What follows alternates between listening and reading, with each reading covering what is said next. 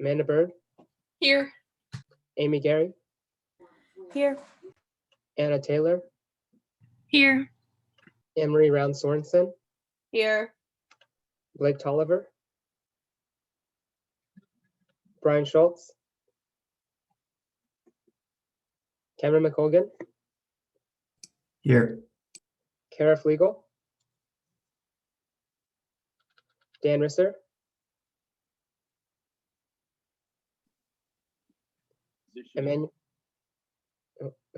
Emmanuel Monte, Aaron Bose, Here. Jarrell Gibbs, John Mark Miller, Joshua Reynolds, Here. Kaylee Quinnen, Here. Cara DeLucio, Kelly Snyder, Here.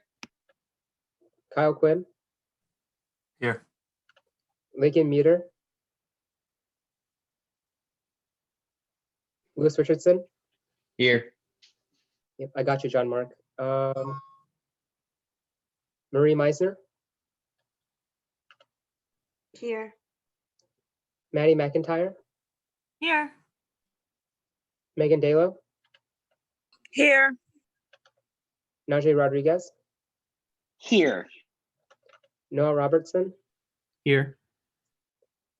Patricia Baranji,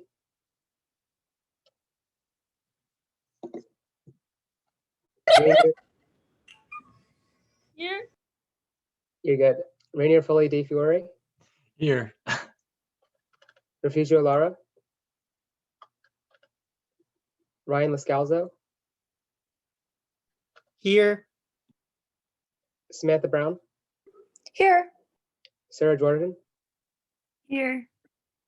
Siti Here. Deshpande, Here. Sophie Polio. Okay, yep. Sydney Gibber, Here. Tim Tierney, Here. Tom Doherty,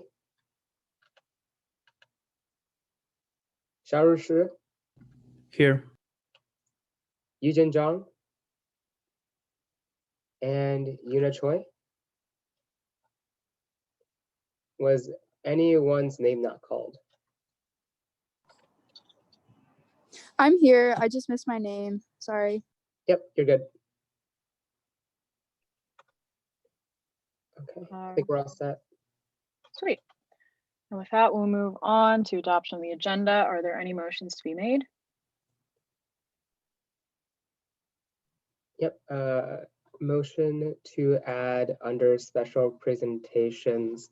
Give me 1 second. I'm about to sneeze. Okay, I think I'm good. Sorry, motion to add under special presentations, McQuillan Murphy for Division of Development and Alumni Relations. Is there a second? All right, and if I don't see any raised hands, I'll be taking general consensus for that. All right, that will be added to the agenda under line item B under special presentation. Are there any other motions?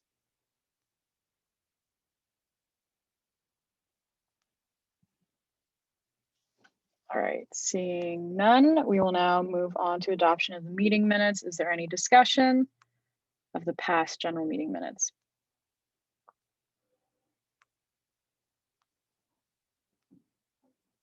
All right, seeing no discussion, we will now move into special presentation, starting with student trustee Brian Culler. Brian, welcome. I know you're not new to this room, but you'll have 5 minutes to speak and then 10 minutes for questions. I'll be fairly strict with time simply because we do have a packed agenda tonight. With that, you may start whenever you'd like. Thanks, Lexi. Yeah, not new to me. Hi, everyone. Good to see all of you again. Give me 1 sec here. Okay, so I'm here today just to give a brief update on what the Board of Trustees has been up to since the last time I spoke with you all. Just a brief overview for anyone who is new to the organization. The board has 38 members that come from alumni association or from the alumni body, as well as governor appointees, business and industry appointees, and voted members from our agricultural societies, as well as our student and faculty trustee. Additionally, we have a committee structure just like UPUA does. Ours is a little different. We have, I think, 7 committees, and there's some extra guidelines for who can be on those, but for the most part, it operates pretty similarly to what you all are familiar with here. So in our September meeting, the Academic Affairs and Student Life Committee received an update from Code of Conduct Task Force.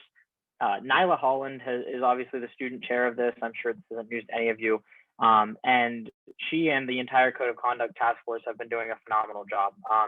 They just submitted their recommendations. I know that President Barron and the legal team are working through those as currently, but they really did a great job, and they've been in contact with the board a number of times to keep us posted on their work. And so just a big shout out to them, as well as anyone else that might be involved. Additionally, our Governance and Long Range Planning Committee, our board officer elections are usually held in July. Because of COVID, we had to push those back. So in September, we actually had to formalize the process for those to do them again in November. The only thing that is really significant there is that we did have a board chair change. Mark Dambley's term is expiring. So our longtime vice chair, Matt Schuyler, is now the chair, and David Kleppinger was elected as his vice chair. Both are really great longtime members of the board and have done a lot to listen and work with students. So really a good thing for students and a good thing for Penn State. So pretty excited to see them move into their new positions. Additionally, we reviewed the Student Trustee Selection Committee standing orders to change so that currently the 4th member of our core committee was either the vice president of UPUA or CCSG. It alternated. So at the request of Alex Zhao, the GPSA president, we changed that so that there's no longer a rotation between the vice presidents, and instead included the president of our World Campus Student Government, which was just formed a few years ago. So ironically enough, the World Campus Student Government president had to recuse himself for a conflict of interest this time, so his vice president is filling in for him. Her name is Stacy White, and she's on our core committee, which I'll talk about a little bit later. Finally, in our Finance, Business, and Capital Planning Committee, I don't sit on this committee, but I was going to bring an update on it just because it's usually of interest. We did pass our state appropriation request. Obviously, many of you know how crucial the state appropriation is to allowing Penn State to do what we do. The money that we get from the state lets us keep tuition as low as possible. It's what's allowed for tuition freeze the last few years. And so obviously the state's going to face some of the same financial constraints that any organization is right now. But if you have an opportunity to work in any sort of advocacy with the state and with Harrisburg this year to encourage them to support Penn State through the state appropriation, please do so, because it's really what enables Penn State to remain accessible and affordable for so many people. So if you get a chance, Capitol Day, I'm sure they're doing virtual events through Lion Caucus. Please be involved. Additionally, our November meeting. So many of you might remember from the last time I was here, I have been pushing for a diversity focused committee on the board since I joined the board in May of 2019. And we were finally able to make it happen this summer, especially in light of all of the social justice movements and really a renewed focus on the topic within the full board. And so we were able to finalize this and get it added as a standing committee. I am sitting on this committee. It's being chaired by Kathleen Casey and vice chaired by Brandon Short. And we haven't actually started taking on any projects yet. There's some governance things that have to be done to establish committee guidelines and bylaws and that sort of thing. So we have our first meeting next week to get those sorts of procedures in place. And then we're going to start taking on some initiatives to try to focus on equity here at Penn State. A special shout out on that topic. I know I reached out to Zach, I think maybe Lexi as well over the summer when we were trying to come up with nomenclature for this and trying to figure out what was the best way to make this a clear statement on Penn State's commitment to diversity.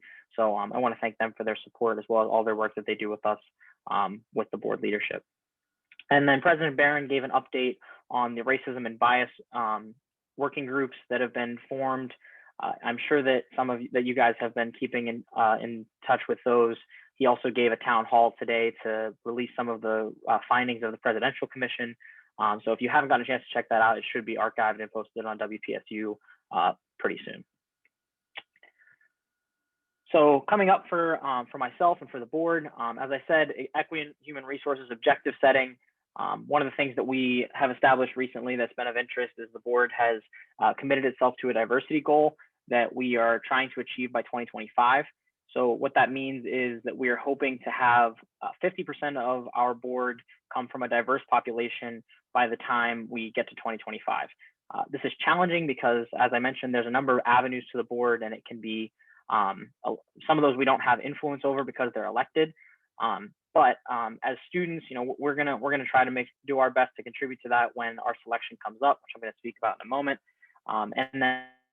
And the other thing is that we're just working with all of our stakeholders that do appoint, like the governor and like our agricultural societies, to try to encourage them to have a renewed focus on diversity as well.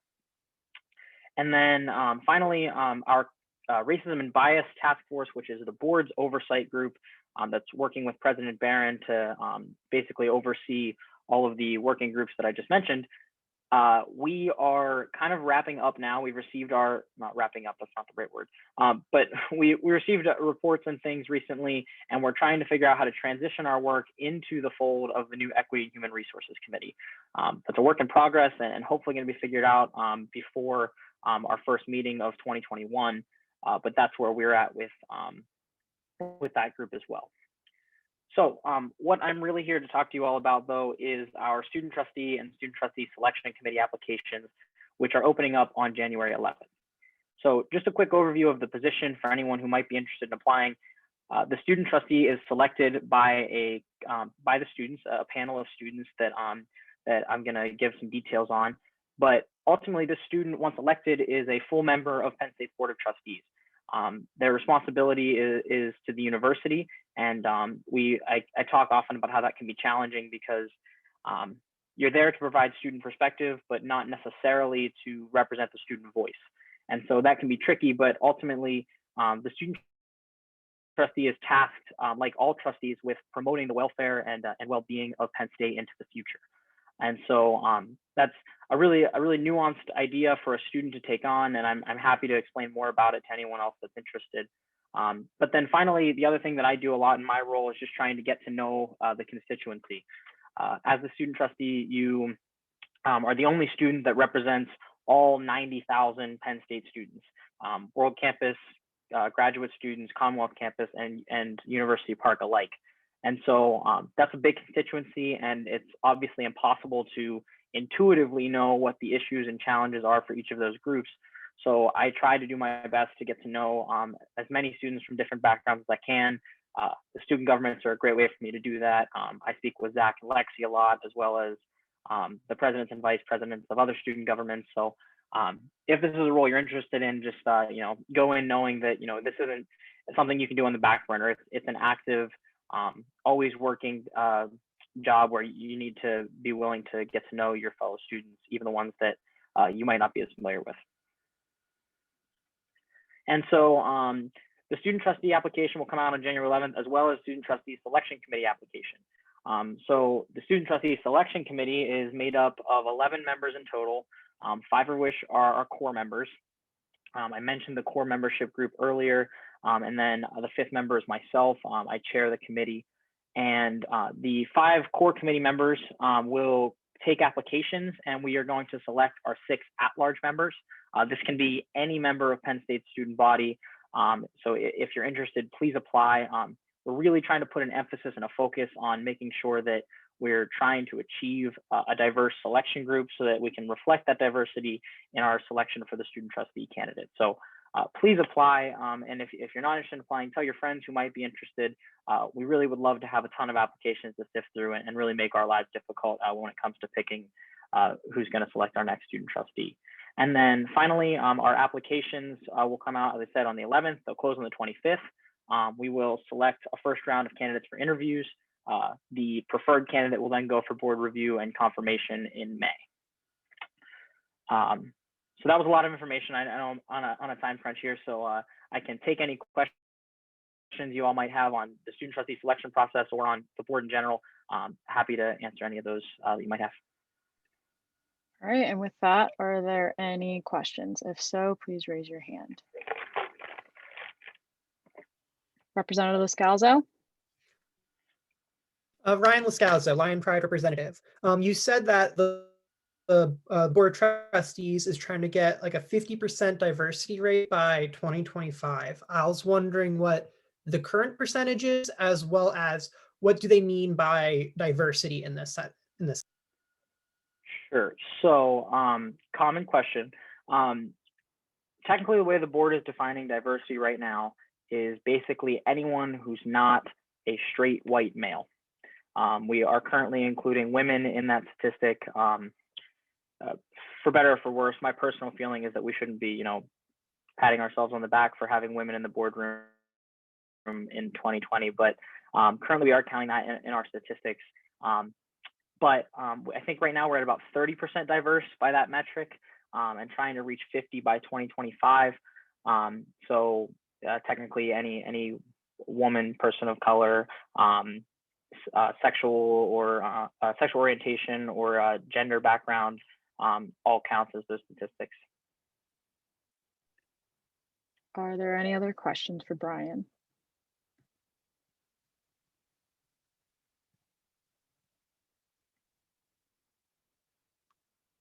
All right, seeing none. Brian, thank you for coming in and taking time out of your Wednesday night to present to us. Again, feel free to stick around if you'd like. We do have an elections code to go finish up this week. But again, thank you for coming in. Thank you. All right. Next is a special presentation by McQuillan Murphy from the Division of Development and Alumni Relations. Quill, you'll have 5 minutes to speak and then 10 minutes for questions, and you may start whenever you'd like. Thanks for coming in.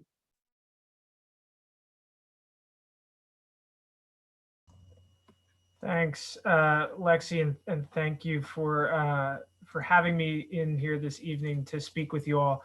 Do you have, I'm trying to share my screen, and this shared thing looks different than I'm used to. Do I have that access, Lexi? Yeah, you're a co-host, so you should be able to share your screen.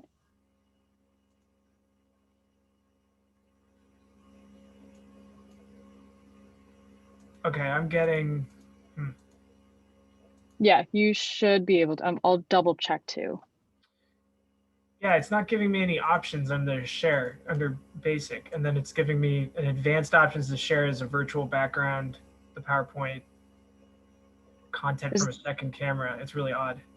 Is there a green share screen on your? Yeah, like yeah. When I press that, it gives me like a sort of weird looking window that I've not seen before, which is giving me a basic tab where I would expect to see like, the other things on my computer, and that's not showing up.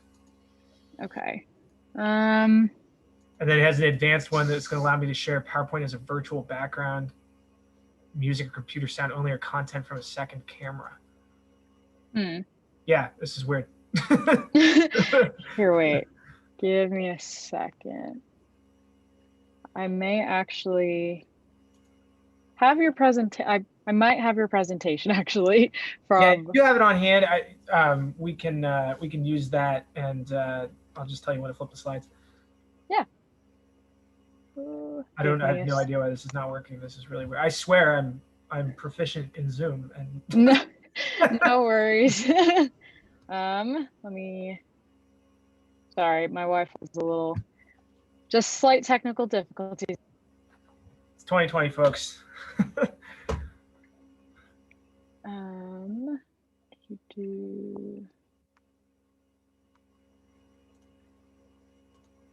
Okay.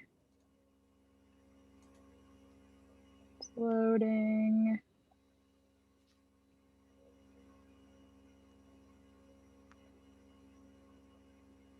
Okay. Let me just make it bigger on my screen before I share. Thanks for being patient, everybody, especially you, Quail. No, I don't mind at all. Thank you all for having me and giving me some time to speak with you today. And we really appreciate it. I'll try to move through the presentation as quickly as I can so that we don't keep you all here too long or anything. But perfect. Can everyone see my screen? Yeah, I see it. Okay, sweet. Great. Thanks. So I'll introduce myself just very briefly. My name is Quill Murphy. I am the program administrator in the Office of the Vice President for Development and Alumni Relations. That's Rich Bundy's office, for those of you who may have met Rich or be familiar with our work. I'm going to talk to you today about our summer internship program. This is something we think you all might be pretty interested in. It is a program that we've had a lot of really great folks from UPUA come to us, and certainly as student leaders at the university, you're definitely the folks we're looking for. I'll say at the outset that if you're curious to learn more from somebody who's not me, after this, you might turn to some of our alumni who came to us from UPUA, and recently I can think of Brent Rice and Tom Beebe, and I think Tyler Akers was a UPUA alum. So some of those folks, if you know them from your time in this body together, they would be great folks to talk to about this program. I'll go through this. We can actually, we'll go to the next slide here. I'm going to skip most of the content on this slide because I don't want to take a ton of your time. And what I'll make the point here that this program is 13 years old. It's a really well-established, well-refined, and at this point, really quite well-regarded program. It is 11 hours a week, or excuse me, it's 11 weeks, it's 40 hours a week, and it's paid. So this is all, of course, COVID willing, but we are optimistic and hopeful that we'll be able to operate this program for the full 11 weeks in person here at University Park this summer. I'll talk a little bit more about the timeline as we go further. We can flip forward. We can actually flip another slide, Lexi. Thank you for orchestrating this thing. So some of you, I'm going to come into this, recognize there are varying degrees of familiarity with the work that Development and Alumni Relations does. And so I do want to touch briefly on what we mean when we say Development and Alumni Relations. But I will impress upon you that whether you realize it or not, it has touched your student experience. And mine too. I'm not so far removed. I should have said at the outset, I graduated in 2017 from Penn State and have been working full-time for Development and Alumni Relations after participating in this internship program in the summer after my graduation. We're talking about these two fundamental pillars when we say Development and Alumni Relations, or sometimes we can combine them to say advancement. And alumni relations, right, or constituent relations, if you're talking about some organization that's not a university. But in the case of Penn State, our alumni relations team, the primary vehicle for that being the Alumni Association, but they're also being alumni relations professionals spread through the colleges and campuses. Their job is to build lifelong relationships between Penn State and all of her stakeholders: students, faculty, community members, friends, alumni, foundations, corporations, right? All of these folks who are interested in the success and growth of Penn State. And by building these lifelong relationships, what we're hoping to do is eventually leverage them, for folks to eventually give back their time, their talent, and perhaps, in no small part, their treasure.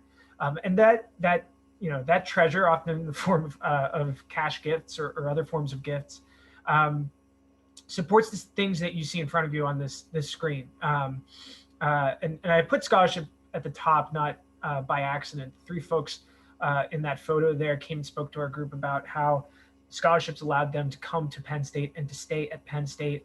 I myself was the beneficiary of scholarships when I was a student. I'm sure a good number of the people in this room have been. So that is not by any means a small part of what we do. So it's pretty noble work, I think. Our folks are going out there, building these relationships with alumni, and then, aligning their interests, their philanthropic interests with the university's priorities, to do things like make it easier for people to come to Penn State, to build the Pagula Ice Arena and endow the men's and women's hockey team, right? That Pagula gift was the largest gift in Penn State's history. And to date, it's only 9-figure gift. You can do the math on the zeros there. Some of you may be involved in Thon. Thon is an awesome student organization, in many ways the crown jewel of Penn State student philanthropy. We do have 4 Diamonds fundraisers who work for us full time down in Hershey and raise money for 4 Diamonds outside of Thon. So I'd be remiss not to mention Brady Lucas, who's one of our alumni. Maybe some of you know him. Brady was a Thon child. He then came to Penn State and joined the fraternity that he was paired with as a Thon kid. He danced for them. He was the 2018 Special Events Director for Thon. He graduated and did the summer internship in intercollegiate athletics with us. And now he works full-time for us down in Hershey for 4 Diamonds. So I think Brady's a really great example of somebody who has, first of all, a great story that most of us can't replicate, but somebody who turned a lifelong passion for giving back and philanthropy into a career. And part of our goal with this program is to show you how very possible that is. We can go to the next slide, Lexi. Thanks. Okay, so I'm going to talk to you just a little bit about kind of generally how we structure the program, sort of what the day or week in the life of an intern is, and what our goals. You know, these are kind of our threefold real goals for folks who participate in this program. So Monday through Thursdays, you'd be embedded in one of our business units. That could be the College of Communications Development and Alumni Relations team, the College of Liberal Arts Development and Alumni Relations team. It could be intercollegiate athletics, the Arboretum, the libraries. It could also be a number of sort of central teams that aren't just that have a slightly different focus besides just going out there and doing major gift fundraising. You know, there's our Office of Annual Giving. We have a development communications team, which is an internal strategic communications team. We have donor relations and special events, right? So our event planning team, those kinds of groups too. These are all the Alumni Association, right? These are all groups that host interns every year. And you spend Monday through Thursday embedded in that unit, same unit through the whole summer, working on really good, tangible, real projects. We like to say this is not a coffee and copies internship. That is not our goal with this. That we want to give you good experience, real world experience, things you can put on your resume and say, I did this, I had this experience, here's what I learned. So that's really our goal there. And when you're working with those teams, you really are a member of the team. Then on Fridays, and I think this is what differentiates this program from being a part-time job versus an internship, because this Friday's sessions are really about giving back to you. We come together as a cohort, and we do a variety of workshops that are based around professional development, personal development, leadership development, career discernment, right? Trying to figure out how to take all of the lessons and values that you've learned and developed both in your time at Penn State and in this internship.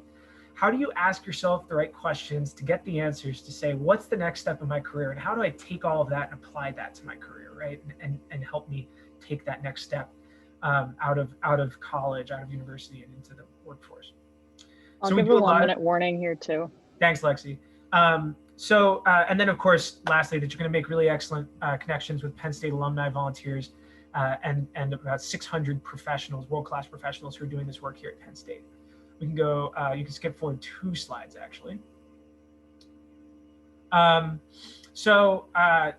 want to give you just a brief overview. Here's the timeline here. Our applications are open now, and I'll sort of end on the next slide, which has a link to our website where you can find the link to apply. We just ask you for a cover letter and a resume. A cover letter to sort of tell us who you are, introduce us to you, let us know, what you're going to get from this program, what you're going to bring to it, how this program fits into your career goals or development thereof. And of course, the resume, which is your list of qualifications. Again, we hope the program will start May 17th and close on July 30th, 11 weeks later. I think it's worth noting that if you're in this room, you're the kind of people we're looking for this program. We are really looking to build a cohort of interns who represent the full breadth and diversity of the Penn State student experience and Penn State student body. So we mean that in terms of all levels of experience, all majors. There is no such thing as the right or wrong major for this program. And we have had every major go through this program, and we have all kinds of folks with all kinds of backgrounds who work for us, and that's to our great benefit. And I can certainly talk more about that later. Of course, different lived experiences and personal and cultural backgrounds as well. That's, we really, we are better when our internship, which is in no small part a vehicle, a pathway to, to come join our workforce in development and alumni relations.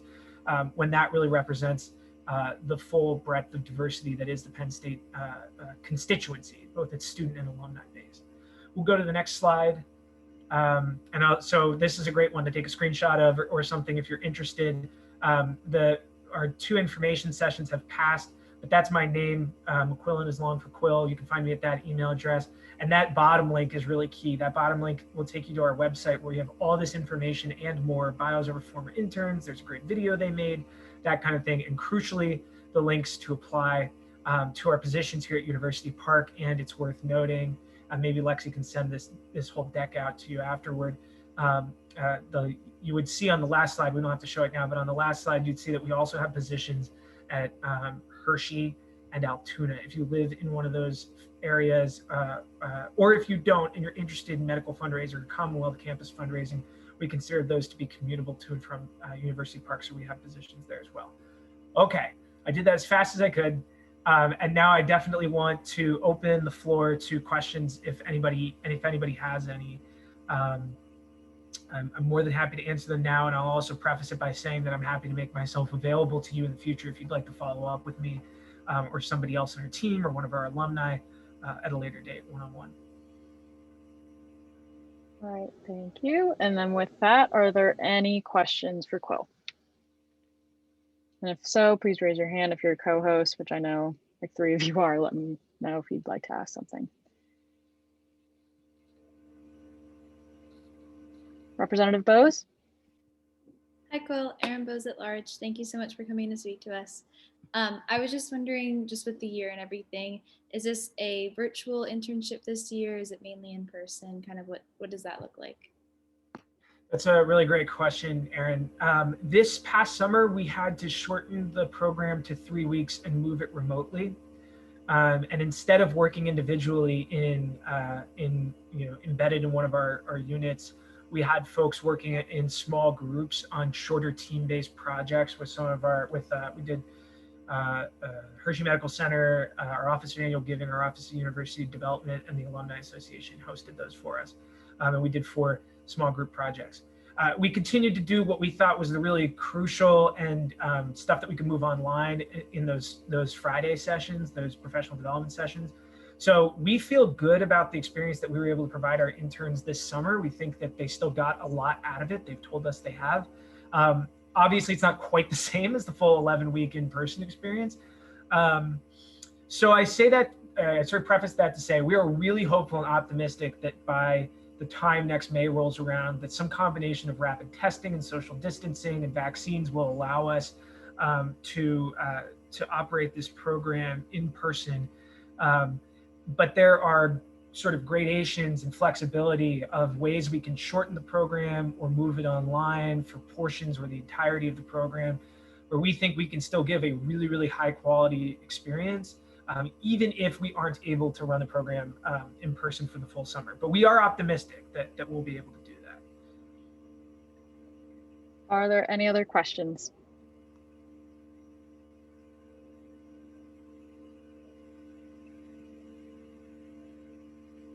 All right, seeing none. Quill did send his email or had his email on the presentation. I can also forward that to you all very soon, just so that you have all the information. But Quill, thank you for coming in and spending your Wednesday night to present to us. Feel free to stick around, but we do have a packed agenda. So if you'd like to enjoy the rest of your Wednesday night, please do. But again, thank you for coming in. I appreciate it. And I certainly don't mind joining it at 7 o'clock, but I will sign off. Thank you all for letting me join you this evening. If you're interested in this program, please don't hesitate to reach out. I definitely look forward to hearing from you and potentially seeing your applications. And as always, we really appreciate the great work you guys do here at UPUA. Thank you. Take care, everyone. All righty. And with that, we will move down the agenda with Open Student Forum. If you're here for Open Student Forum and you'd like to speak, please raise your hand. Whether you're a panelist or an attendee, I can see both. But I'll give it a little bit to see if there's anyone.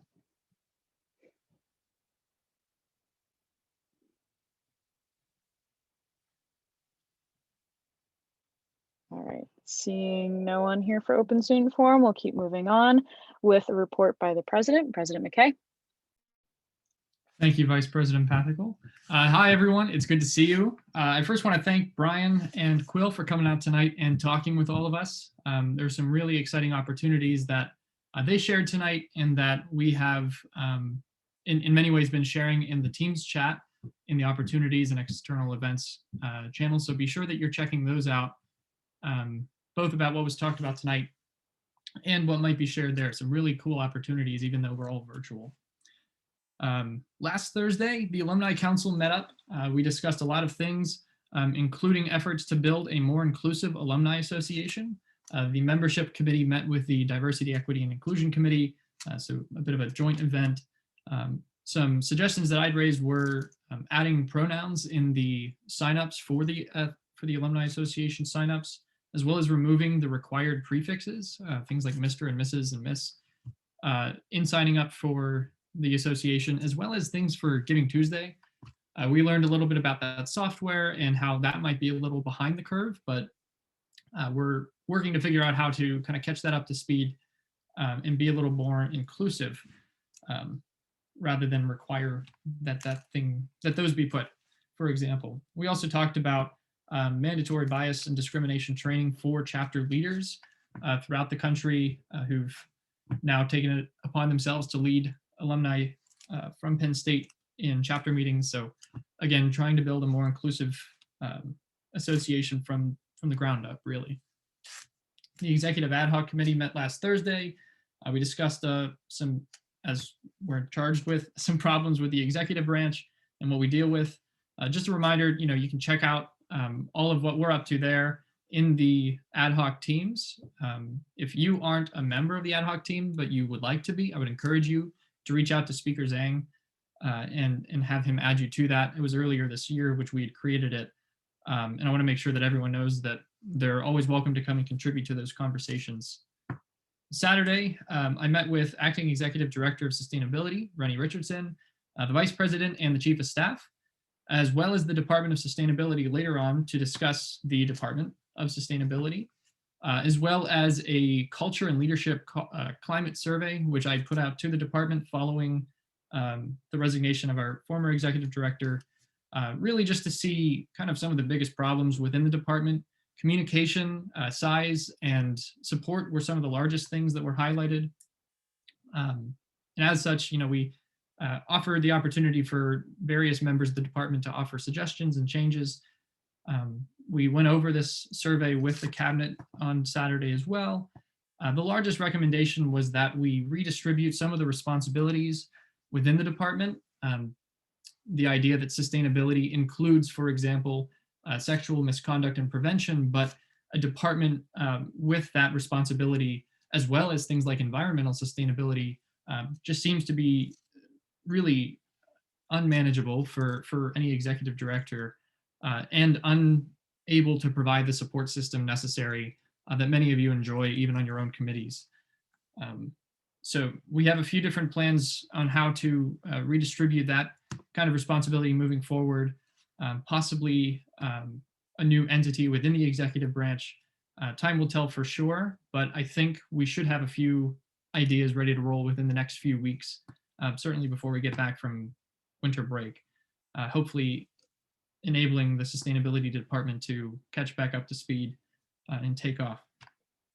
Yesterday, I met with some students from the Student Sustainability Advisory Council, SSAC, to learn more about a project that they're working on with regard to waste stream management and how we as the UPUA can help. It was really great. Frankly, that's my favorite part of the job, is talking with students and hearing their ideas and really finding ways to help elevate their concerns and ideas to the administration. SSAC is kind of designed to do that, but we talked about the need for a strong partnership in helping kind of follow up on those requests when they're made to the administration. If you don't know what the SSAC is, check it out. It's a really cool sustainability group, and they do a lot of good work in terms of promoting those projects to the admin. You can, I'll reach out to leadership within the assembly soon to talk about some of those ideas specifically. Director of Waste Management, Ann Lai, was there. It was great to see her, and a good friend of mine, Faith Gongaware, as well. Student Leader Roundtable met this morning. President Barron attended, which was really exciting. That doesn't happen very often.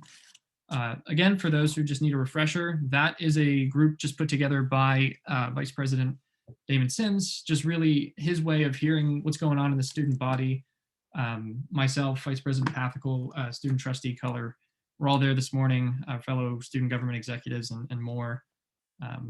We talked a little bit about President Barron's administration's response to this assembly's and our fellow student government's calls for climate action, as well as updates on the Student Code of Conduct Task Force. For the former, I do believe that the administration's planning a formal announcement, and so I don't want to spill the beans, if you will, but I will say that I'm very happy to see that their plan involves bringing experts into the room. So I'll let them really introduce that for themselves. I don't think I said Alexa, but okay. Very excited to see that progress is at least being made from the administrative side. The president also encouraged all of us to provide input on the recommendations made by the task force, which Nyla and Shobha lead, and encourages students and student leaders on that call. And I'll encourage all of you to please visit actiontogether.psu.edu to read the report that the group put together, some of the recommendations, and then submit your input as to what you think of them. He had mentioned that we're getting a lot of input, but it would be helpful to hear a lot of student opinion, especially from a group such as this, which pushed so hard for those things to come about earlier this summer, pairing with the Black Caucus leadership to really move the administration to do something. It would be really great to see you as student representatives providing some input there as well. I did so this morning, but super easy to do.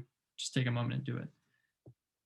Later on in the day, I met with the State College Citizens Climate Lobby to talk about an upcoming meeting with Fred Keller's legislative assistant on Friday regarding HR 763, which the Assembly passed a resolution supporting last week. If again, as a refresher, this supports a general measure in Congress calling for carbon dividends, and is an incredibly bipartisan and logical step that we can all take to help reduce carbon emissions and effectively take climate action seriously. It's been endorsed by many. The idea of carbon dividends has been endorsed by many, in fact, all living Fed chairs of the Fed. Really exciting opportunity there. So be sure to check out that HR 763 if you haven't already. I know Tom's working on an advocacy campaign for it within SoftEdge. The Student Trustee Selection Committee met with Suzanne Adair today, the AVP for Affirmative Action, to get started on searching for our next student trustee. We really wanted to make sure that we were recognizing and rooting out bias and discrimination, even in our own selection processes, at the forefront of these decisions. And so I was really excited to have the support of Trustee Color and the board leadership in putting that meeting together. I'm talking about getting others onto the at-large committee. And then we'll have another meeting like that as well with the full committee later on. There will come a point where essentially I sign a statement of non-disclosure. So I won't be able to share too much about what's going on within that committee, but I do want you to know that I'm committed to finding somebody who is going to ultimately strive to leave this university and much largely this world a better place, and will do so as fairly and equitably as possible. Check out a little bit about what our administration has been up to in the executive reports, which Speaker Zhang emailed out earlier this week. We're going to try to do this pretty weekly from now on. We think it's a pretty good way to maintain constant communication. So feel free to check out all of what our awesome, for example, finance department is doing, getting you your money back, which if you have reimbursements you were owed, but should now be on their way. Very excited for Tony's help there. And I'm also very excited for tonight's meeting. You've got a lot of things on your plate, some really exciting confirmations heading your way, an elections code debate, which you'll be finishing up. Just want to remind everyone, keep things civil and respectful. I think things have been going really well so far, and I've really appreciated the dignity and respect that you've given each other in those conversations. I've seen them go kind of sour, and I just want to remind you that we're all students, we've all got finals coming up, and we're all pretty stressed out. It's a policy ultimately, so we can always come back and revisit something if there's something that doesn't necessarily go your way. It's all part of life and all part of the legislative process. So just take a moment and breathe if you find yourself kind of getting a little built up, should you find that be the case. That's all I've got. I'm gonna keep like these 3 main points in your heads today. Just 3 things that I need you to do. Again, visit actiontogether.psu.edu, provide that public input on the Code of Conduct Task Force's suggestions. Help spread the word, as Trustee Culler mentioned today, about the student trustee. If you're eligible, please apply, and encourage everyone that you know to apply as well. And lastly, take care of yourselves. We've got finals coming up, but I really need you to make sure that you're taking time to eat, that you're taking time to sleep, that you're studying, and ultimately that you're being kind to yourself. Because ultimately finals week it's a week out of the year, out of your life. We'll get through it. If there's anything that I can help with in that or beyond, please reach out and let me know. I'd always be happy to chat. That's all I've got. Thanks so much, everyone. Are there any questions for President Mckay? Representative Bose? Hi, Zach, Aaron Bose at large. I was just wondering if you've heard anything from administration, if there's plans for pre-arrival testing for next semester. Good question. We have not specific plans. I know that testing and trying to find a way to get students that kind of testing before coming back has been a priority of theirs, but we haven't seen anything finalized as of yet. We did discuss today setting up more meetings over the break to discuss what that might look like, but at this point in time, I don't have anything finite. Are there any other questions?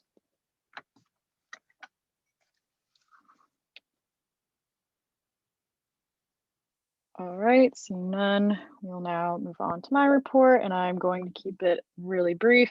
Honestly, for me, this week has been really heavy with academics. So, but this past week, and just as an addition to what President Mckay has been, what I've been attending with President Mckay this week, the only other thing to mention is that this last week we went through the interview process with the final candidate for the DEI AVP position. For all 3 candidates, there have been open forums. There have been meetings with the Student Leader Roundtable just to ask them questions, and each of those candidates have finished that process. So we are at the end. The search committee will be meeting this Friday to go over our final evaluations, and hopefully soon you'll have an announcement as to who the next AVP will be. Very exciting stuff. It's a very vital part of the student affairs portion of Penn State, to be honest. And as much, I love Peggy Laura, but we do need someone to take her place as she is retiring. And she's also stayed here longer than she would have, not that she would have liked, she loves Penn State, but she was supposed to retire earlier, but then COVID did happen. But yeah, once there is an announcement or a final announcement, I will make sure to let the assembly know. But with that, please just take care of yourselves this final week. Please eat, please sleep. If there's anything that I can help with, I'm in the State College area as of right now, and will be until the end of next week. So please let me know if there's anything that I can do to help. But overall, wishing you guys the best of luck. You guys got it. With that, if there are any questions, let me know.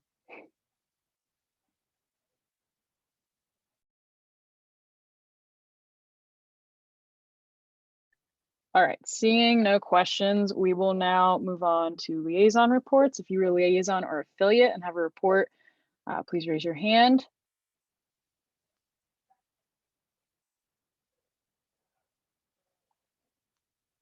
All right, and seeing no liaison or affiliate reports, we will now move on to old business. Coming back to policy 1115, the revised 2020 to 2021 UPUA elections code. Essentially how this has worked is basically since we tabled it to where we ended, we will be starting at least amendments. We're going through this at section Article 8, and then specifically section 8.4. We left off on a conversation of the time frame, and we voted on and left it at 12 a.m. Eastern time until 9 p.m. Eastern time. I know that there has been conversations just to get more information. I know Barry has been helping out, and I thank him for that and giving us more input with Org Central, but this is where we will start amendments. And with that, if anyone has any proposed amendments or wants discussion on this, please raise your hand.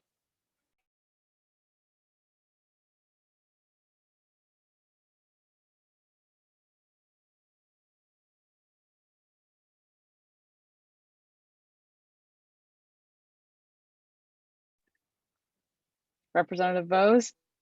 Aaron Bose at large. Can I just get some clarity again on clause 1? Since the campaigning period is for 2 weeks, I guess I'm just a little bit confused on what that beginning period would kind of say. Trying to think back, and also whoever, I think it was Speaker Zong who proposed it or may have helped it, but I know, actually, yeah, if you would like to go, Speaker Zong, and I do, Representative Shi, I do see your hand raised as well, if you'd like to chip in after. Yep, I can jump in. So essentially the idea is that on one hand, we wanted to have a process where students who are international or aren't in the same time zone have an ability to vote, and that they're not looking to vote after 8 that time between 8 p.m. and 8 a.m. the next day, potentially in China, for example. At the same time, we wanted to make sure that representatives aren't staying up the entire night to campaign, and that they're also not taking advantage of the time that we really want international students to stay engaged, to instead engage everyone else. So essentially this is saying that you can campaign all the way up to election day, but the day of elections at 11:59 p.m. when that turns 12 a.m., between 12 a.m. and 4 a.m., representatives can't campaign. So if you're international, you can campaign essentially because the day before it will be maybe, let's say, like 8 a.m. to 12 a.m. To 12 p.m. in China, where you can say, hey, like you get a 4-hour period where you're saying, hey guys, like vote for us, like this is election day after 12 p.m. Whereas people in the States don't take advantage of it and stay up from 12 a.m. to the next 9 p.m. the next day. We set it at 4 a.m. because we thought that if we started it at like 7 or 8 a.m. like we usually do, it might not give enough time, or there's a really large gap for international students to not be able to campaign, while at the same time, we want to make sure that students aren't staying up the entire night. And if we put it earlier than 4 a.m., I think people will stay up the entire night. If we put it later than 4 a.m., I think international students might find harm in that they're not able to campaign the rest of that day before like it turns to night and people have to go to bed. That was the sentiment. Representative Scher, if you'd like to add on. I mean, Stephen Zhang, Speaker Zhang pretty much, kind of cover all points. I'm just gonna say a few more things. So because basically our school start class at 8 a.m., Eastern time zone, so which basically in April, it'll be 8 p.m. in the Asia time zone. That's the most affected group of students we have. So basically, all the students will try to basically schedule classes during their early evening, or like really early morning, like probably 4 or 5 here, like 4 or 5 p.m. here Eastern time zone, so they have moderate amount of time of sleep. So that basically means that they're going to be pretty much occupy entirely during the normal time we have election during the past years. So we want to give them the time from basically 12 a.m. Eastern time zone here to 6 a.m. Eastern time zone here.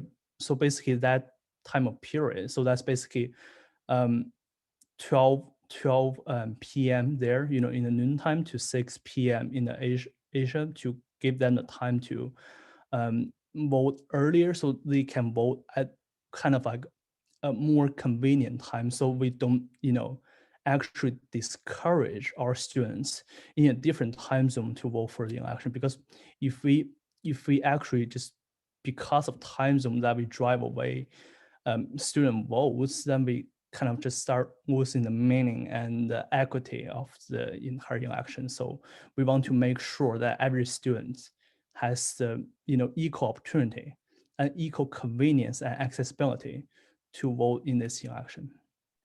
Thank you. Chair Jordan. Oh, thank you, Representative Sher. Chair Jordan at large, I have a clarification question.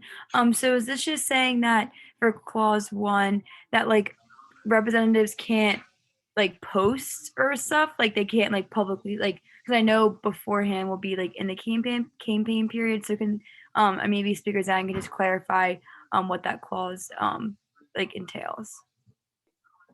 Yeah, that's correct. So essentially, well, anything, I guess the way that the Elections Commission will probably interpret this is that any, like, for example, public post that are saying, like, vote for me by any candidate between 12 a.m. and 4 a.m. EST of that day would be considered an elections violation. So we're kind of checking ourselves, and we're checking each other as well, to make sure that we're really just giving international students the opportunity and the respect to vote, while at the same time not making it about us domestic students also getting extra time to get like that 1 extra or 2 extra votes.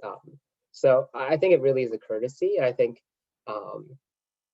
if there's any, I'm also like, if there's anything unclear about it, I'd love to take an amendment or extra steps to make this more clear. But I think that this was that compromise where if we don't have this, chances are people are going to campaign all night and take it to their advantage when this is really meant for the international student population. Thank you. Representative Bose. Aaron Bose at large. Thank you for the clarification. I think I was mostly confused at first about the EST part of whether that should be adjusted like for international students. But now my question mainly is, does this also, I'm trying to just think through kind of just the logistics of how this could play out. And since campaign staff, which is technically endorsements, which I know we're getting to later, always kind of gets attached to a candidate, would this clause then include something like if someone, an endorsement like retweets a post about something in between that 12 and 4 a.m. time period, could that come up as something? I'm just trying to like talk through some of the complications of having that 12 to 4, even though I think that we should have it. I'm just trying to see if we can maybe kind of clarify that it's just like maybe just like the candidates page and excluding campaign staff or something along that sentiment. I'm not really sure how that would work.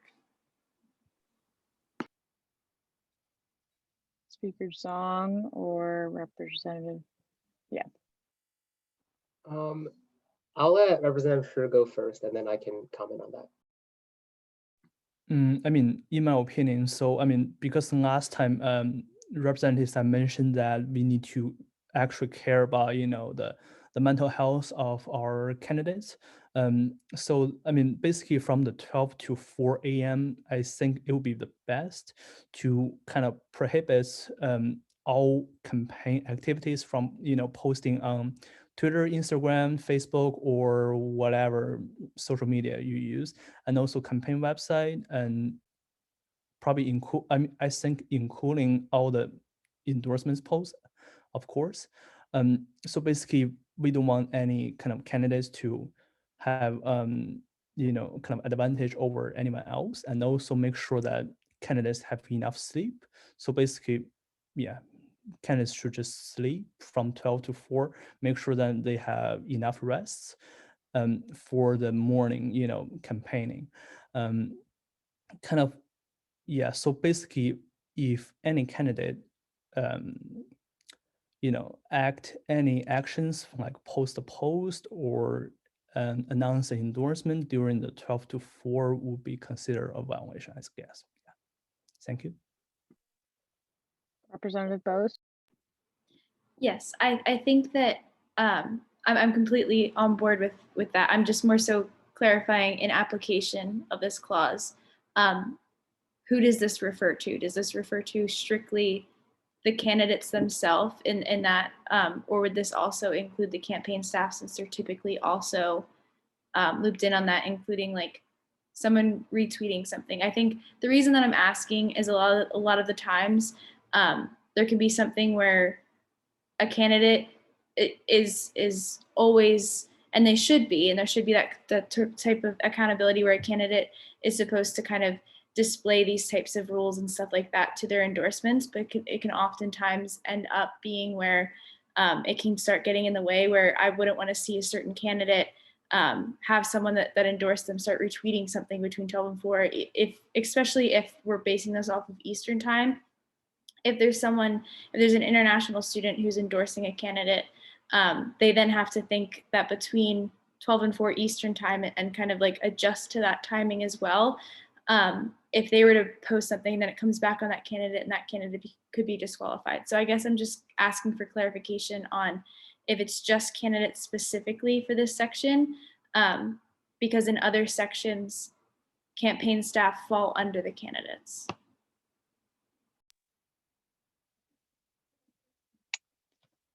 I take that as a question, so I don't want to leave that just on like without anyone wanting to like chip in with that. Speakers on, if you'd like to answer it, and then I'll also go down the queue to see if anyone wants to add. Yeah, I would intend for it to mean everyone, including campaign staff, and we can make that amendment. I think that it's a responsibility that we take, like, you know, when that one issue happened in the 13th Assembly, when we were endorsed, when some representatives were endorsed and took a violation hit for a comment made by one of the campaign staff. I don't believe anyone contested it, because we recognize that our responsibility is to make sure that every one of our staff members are responsible for whatever we're putting out. And I think that that's, you know, a responsibility that we should be putting on candidates, to say you should be being, you know, completely clear with whoever you're bringing on board. And if not, I don't know if it's a safety that we should be like, hey, like, you know, I do think that they should be responsible, and I think we can make that amendment. Of course, there's other people on the speakers list, so I'd love to hear those opinions. But, you know, if we wanted to clarify this, I think we could say candidates and their campaign staff cannot begin their campaign on election day until 4 a.m. You know, blah blah blah. Maybe I would even go further to clarify a second point, where it says maybe that candidates and their campaign staff cannot begin campaigning on the actual day of elections until 4 a.m., just so that we're also clear that this is specifically saying on election day you can't campaign, and not that you can't campaign before election day. That's a separate note, but I'd love to hear more people before I make that formal amendment, because I know there's hands raised. Representative Ron Sorensen. Representative Ron Sorenson at large.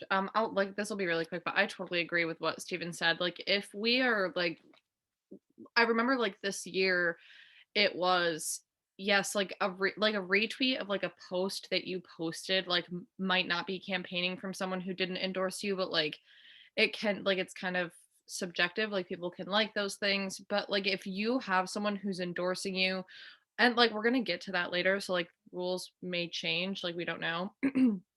But like we all know that risk, like, and if this is something that might be confusing to someone, then that should be like a discussion that you have with people endorsing you, like, hey, just so you know, like this and this need to like not happen, this is what needs to happen, and explain why it's this way. Just like, I think that'll be I think it also creates an opportunity for us all to be like, not just having random people endorse us, like we're engaging with people who are like engaging with us. Does that make sense? I don't know. But that's all I have to say. Representative Tierney. Tim Tierney at large. I just posted an amendment, and I'm formally making the motion now to change 8.4.1, or I guess clause 1 to that. I worded it a little bit specifically because I wanted to make it so that you could still technically post about the election, but not necessarily an actual candidacy. I also didn't want to go on like the endorsement line and like use verbiage that specifically outlined endorsers. So just broadly, that amendment would make it so that anyone that would be involved in this election cannot post about a specific candidate or candidacy until that 4 a.m. time. That should clear up the discussion we're having. So that's why I'm formally making the motion right now. I do see a second. So now we are in discussion of that proposed amendment by Representative Tierney. Representative Robertson, did you want to speak on that specific change? Just because that is the discussion we're on right now. Can you hear me? Yeah. Okay, thank you. So actually, I can speak about this as well, because I think I'm actually against clause 1 now that I'm looking at it with fresh eyes, because I think, like, I'm opposed to keeping clause 1, because if the sentiment, like, of having this clause is rooted out of concern for the candidate, like, what realistically do we think that this clause can accomplish? Because it seems likely that the type of student candidate who would remain awake to campaign right at midnight would probably also be the type of person who'd want to start campaigning right away at like 4 a.m. And like, the question that came to mind is if this 4-hour break of campaigning with like no one able to campaign, just this random 4-hour break, would be enough to incentivize candidates or students to like better take care of themselves throughout the elections process. And I think it's causing like a lot of confusion just in general, logistically. I don't really know if I support it, because it could also be like a barrier to students who are trying to run as well. If someone is reading this for the first time, it might be confusing to them. And yeah, that's just kind of what I wanted to add. So I think I would be against this amendment, and I'd be in favor of striking it. But really, like, I don't know, that's just my opinion. To clarify, there was a proposed change in the chat, and it hasn't been changed on the screen, but that is what we're talking about. So just to clarify as well. Representative Scher. First of all, I really agree with what Representative Tierney has proposed. That kind of specifies, and I think that answers Representative Bose's question about because now we specify that who are, like all the people kind of that have the relation here cannot post anything during this time. And also an answer to Representative Robertson's question is that, I mean, during these 4 hours, I mean, what we originally proposed is the reason why is that because, if we just go like, but like if we start at 6, the international student cannot vote. But and then we exclude a large portion of students from voting, and that's, the result is therefore hardly to be valid. But if we push the start of the election system to 12 a.m., the student candidates will just, campaign overnight. And as Representative had mentioned last time, that is really harmful for the mental health of our candidates. So, I mean, kind of like, at least we want to give them some, give all the candidates some time to have rest, but also we want to ensure that our students have the equal opportunity to vote, so our election result can be valid and therefore can be trusted by everyone. Yes, thank you. Representative Lascalzo. Ryan Lascalzo, Line Pride representative. I personally do not like this particular change just because we're getting rid of the word. Well, first off, it's saying, I think we should probably change the terminology here to rather being candidates, campaign staff, and any undergraduate students. We should, and then also the promoting specific candidates or candidacies. I think we should probably go with the other terminology featured in the document, such as campaigning and what is it? I personally think it should probably just be like, what is it? Campaigning is prohibited from this time on election day, or something along those lines. Simply because that's like the terminology we use in the rest of the document, and it points back to the campaigning section, as opposed to having just like this really weird specific promoting candidates and candidacies separately. if that makes any sense. Representative Reynolds. Hello, Representative Reynolds at large. I'm not sure if we still do that.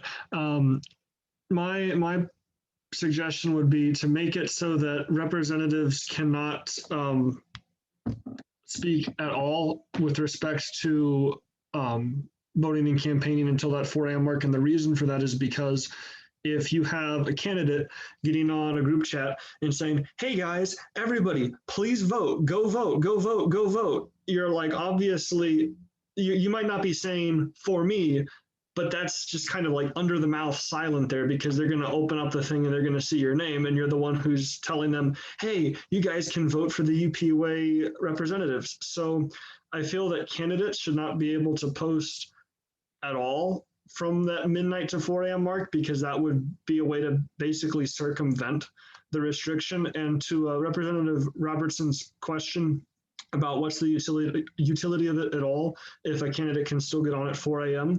A candidate can get on at 4 a.m., but nobody's on GroupMe at 4 a.m. like, oh boy, I want to go vote right now. Nobody's doing that, but people are still awake at midnight. People are still awake at 1 a.m. And so if we allow people to begin campaigning at midnight, they will be able to actually reach a substantial audience the night before the election is really supposed to start.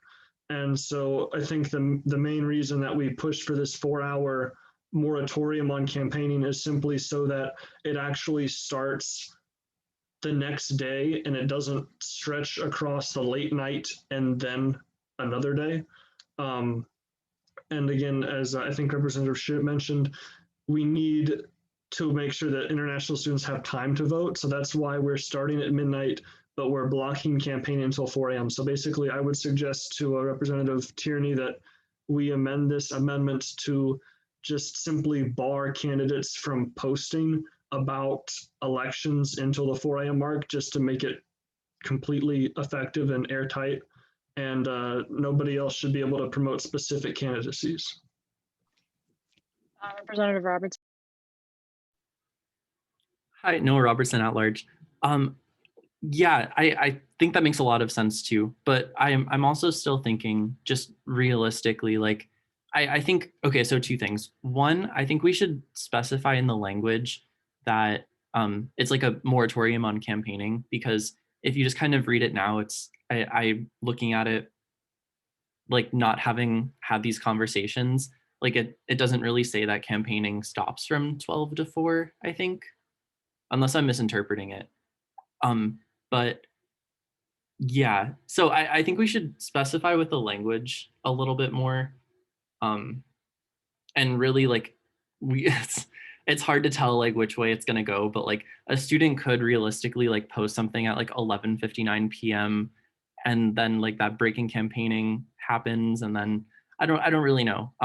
It's just like a logistic nightmare, and we don't really know what we're doing at the end of the day because it's novel circumstances. So yeah, if it complicates like the vote or whatever, I think we should just, like, I'm fine with this compromise if we can like specify with a language that it starts, or that campaigning stops at midnight. Representative Tierney. Tim Tierney at large. I definitely agree with what Representative Robertson and Representative Reynolds has said. The only thing that would concern me is that if no one's allowed to post, and I may be misinterpreting here, but if we just ban any talk about the election, and I specifically worded it like that so that you could still post about the election, but not about a particular candidate for a reason, but I see there could be cons there. If you're not allowed to post about the election at all from 12 a.m. to 4 a.m., then what's the point of having that time blocked off for international students anyway? If they're not able to even tell their friends to vote, even if they're not affiliated with UPUA at all, if they're not allowed to tell people to vote, then I feel like we're still excluding them in that regard, if that makes sense. So I think that there needs to be some sort of language to keep it a little bit contained so that you can still post about the election as long as you're not particularly endorsing, supporting, implying that you should vote for a particular candidate, I guess. Before I keep moving down the queue, I also want Barry, if you're able to, just to give more information that you learned from Org Central, just so that the representatives are fully aware of their capabilities, of what they can propose tonight, because I know there were questions about Org Central last week.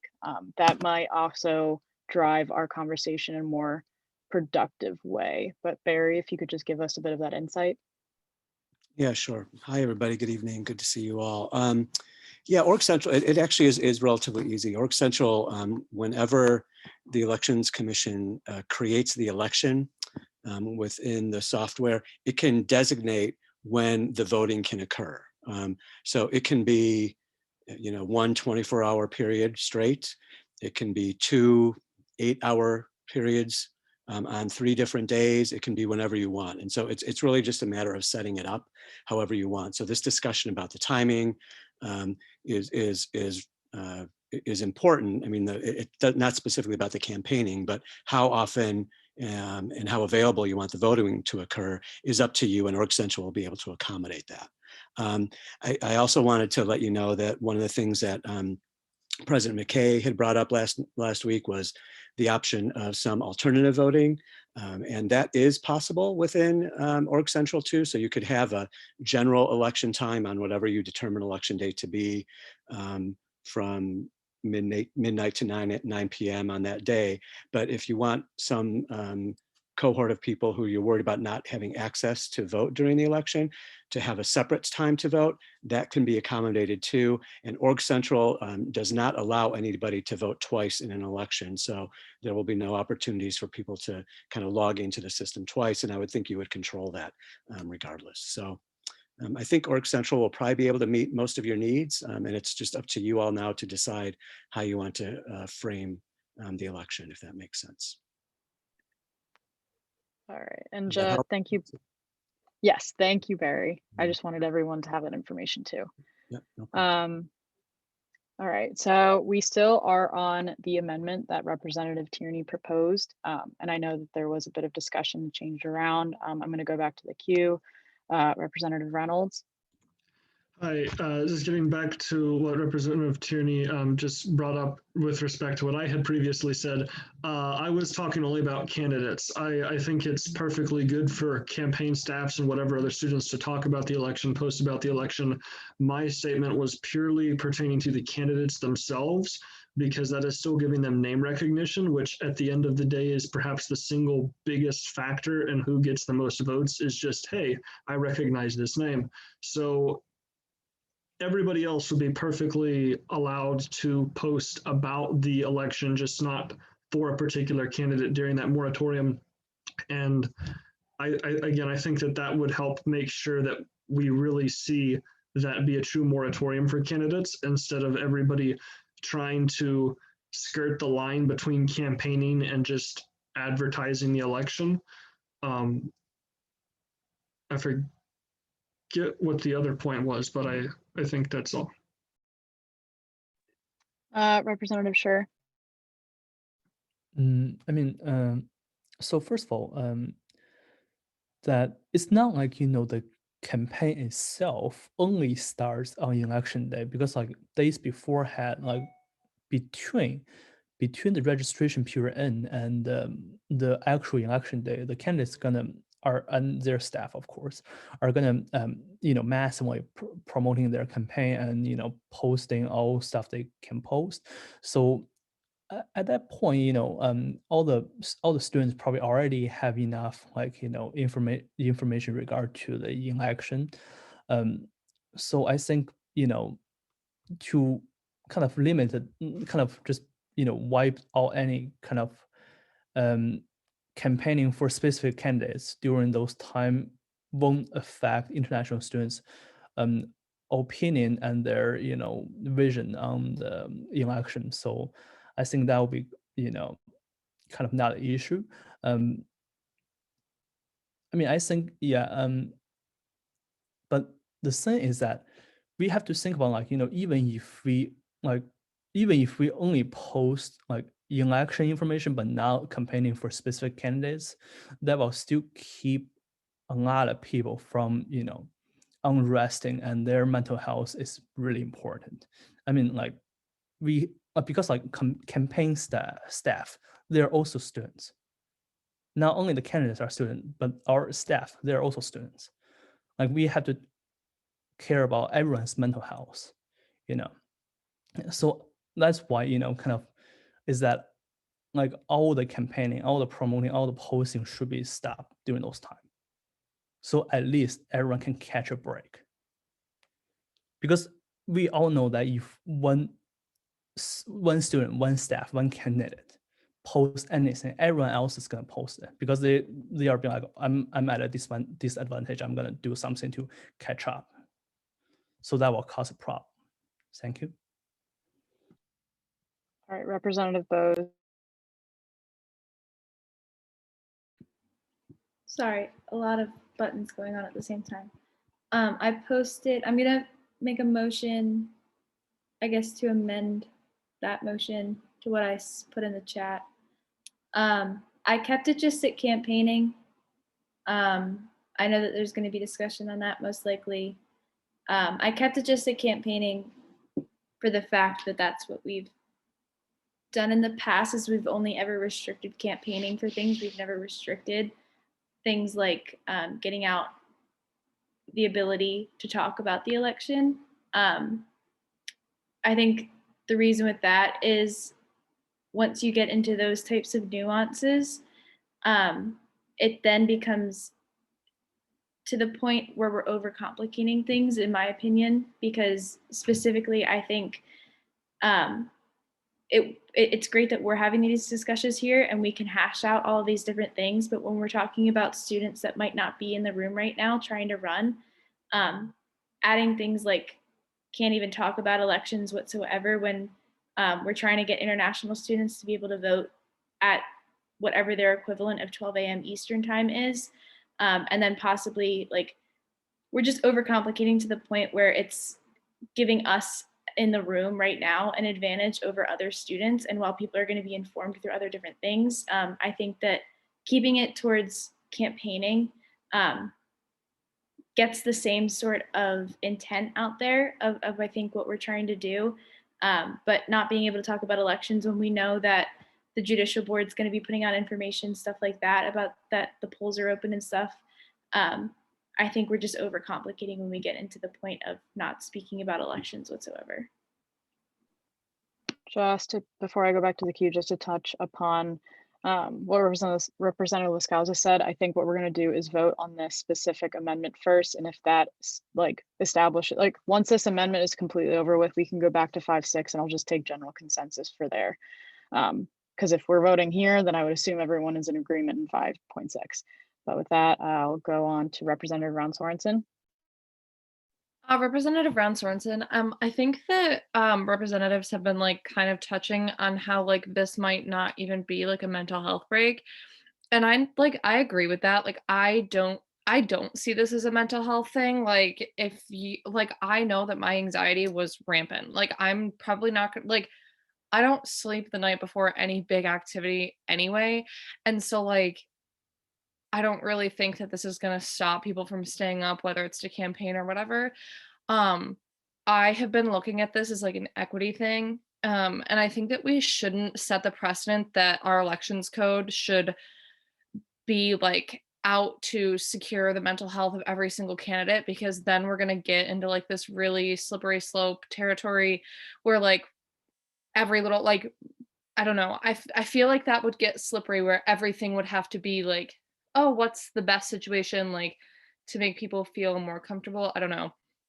Because like in that situation, we probably would just have a lot of different rules. We wouldn't have as many rules if it was about if this was about mental health, because like at the end of the day, 4 a.m. is like, I don't know, and starting at 12 a.m. isn't like a mental health thing, it's equity. So like, I know that there have been concerns about there are going to be candidates who stay up at night anyway. I feel like this is a necessary step for like getting international students engaged, and like the clause 1 thing, sorry, my mom was texting me about lasagna. Anyway, it is not, I don't know. I won't keep going. I don't want to be redundant. Representative Liscalzo, and also as a clarification, Representative Bose's proposed amendment was taken as friendly by Representative Tierney. So what is on, I guess, yeah, what is in yellow is what we're still voting on, just as clarification. It's my turn, right?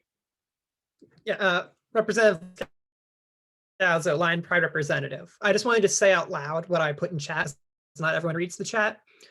So after we vote on this, if the whole section in yellow is approved with clause 1, just going to motion to move clause 1 to a different part of the elections code, because there's a specific part in the elections code currently that deals with times. So it'll just make a lot more sense. It'll naturally just flow better and it'll make more sense reading it. So I'm just going to make that amendment afterwards. And then Stephen already made the called question in the chat. So I was going to make that as well, but yeah, let's. Yeah, and with that, I'm going to close or at least this is being called a question. So sorry, Representative Robertson, I am that there was a second and a motion, so I do have to allow voting. So I'm just going to clarify, because with Zoom, I have to do it on the spot, and so it's not super descriptive. So I'll say it so that everyone is aware of what you're voting on. So basically, the Zoom poll will say add clause 1 that is in yellow and strike the original. So the original is what is strike through currently. Yeah, so I think we're specifically voting on clause 1, not the entire thing. But so the original is was already striked through. Yeah. And what's in yellow underneath it is what we're voting on. So if you would like that in the elections code, you're going to vote yes. If you don't and you want to revert it back to the original, vote no. And by abstaining, you were not present for discussion, or just yeah, you weren't present for discussion, don't have enough knowledge. With that, I'm going to launch the poll, and I will allow, I'll just give it a little bit. And only representatives should be voting, but I think who I've limited the room to should automatically do that.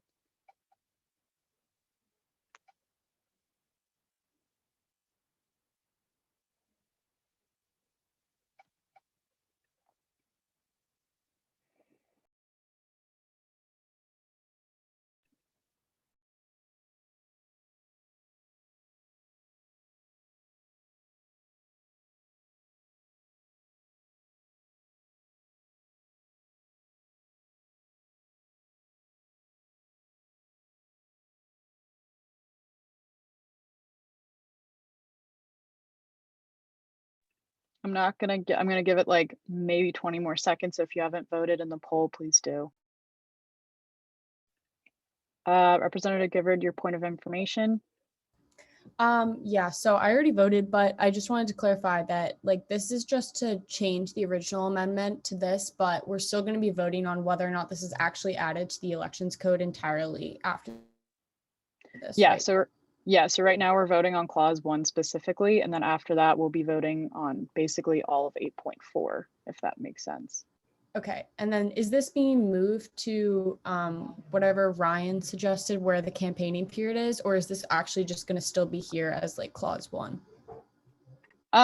We can, I mean, for the sake of just the judicial board not being completely confused, I think for the sake of just order, Representative Liscalzo said, hey, this is, there's a topic in the elections code already, or there's a section that already talks about campaigning limits and timeframes. So he's just saying, let's also add it there so that the judicial board isn't wait, why is this randomly in here? Just to keep the order. But I say just keep it here and in 5.6, just so there's clarity there. Or wait, cool. Yeah, so he did move. I missed that. I'm sorry. So Representative Liscalzo motion to move this to 5.4 because that is where this time frame would fit, because there's already a section devoted to this topic. Does that make sense? Yes, thank you so much. Okay. All right, and with that, I'm going to end the poll. The clause is voted yes by a vote of 22, 5-4. And as I stated, so basically clause 1 is going to be in 8.4 now, And as a whole, I guess actually no, we're back in discussion we're back in discussion for 8.4 as a whole. So if there's any discussion on that, this is the time.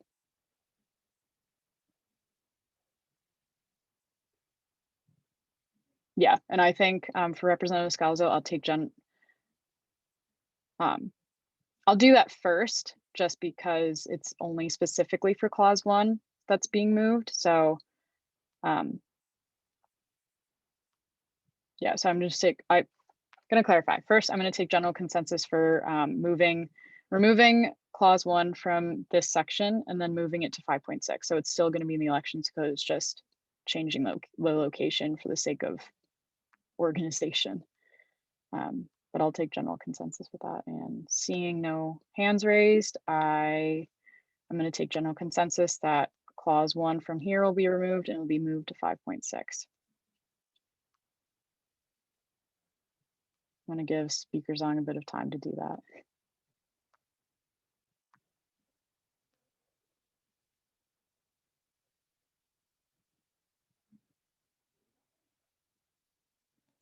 Do you guys think it should be 5.7? Yeah, right. I just want to make sure. An older version of the election code had it 5. Okay. And with that, we are still in discussion of 8.4 as a whole. Technically, the clause is no longer there, but it's somewhere in the Constitution as the sake of just making sure everyone's on the same page. So if I don't see any hands, I will take general consensus for 8.4 and we'll keep moving.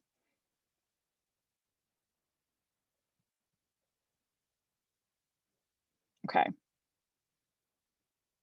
Seeing no other discussion on 8.4, I'm taking general consensus and that will be added to the elections code.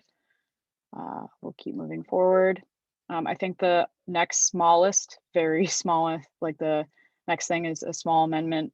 It just changed the next amount of votes in section 8.18 to highest number of votes, which is how it is.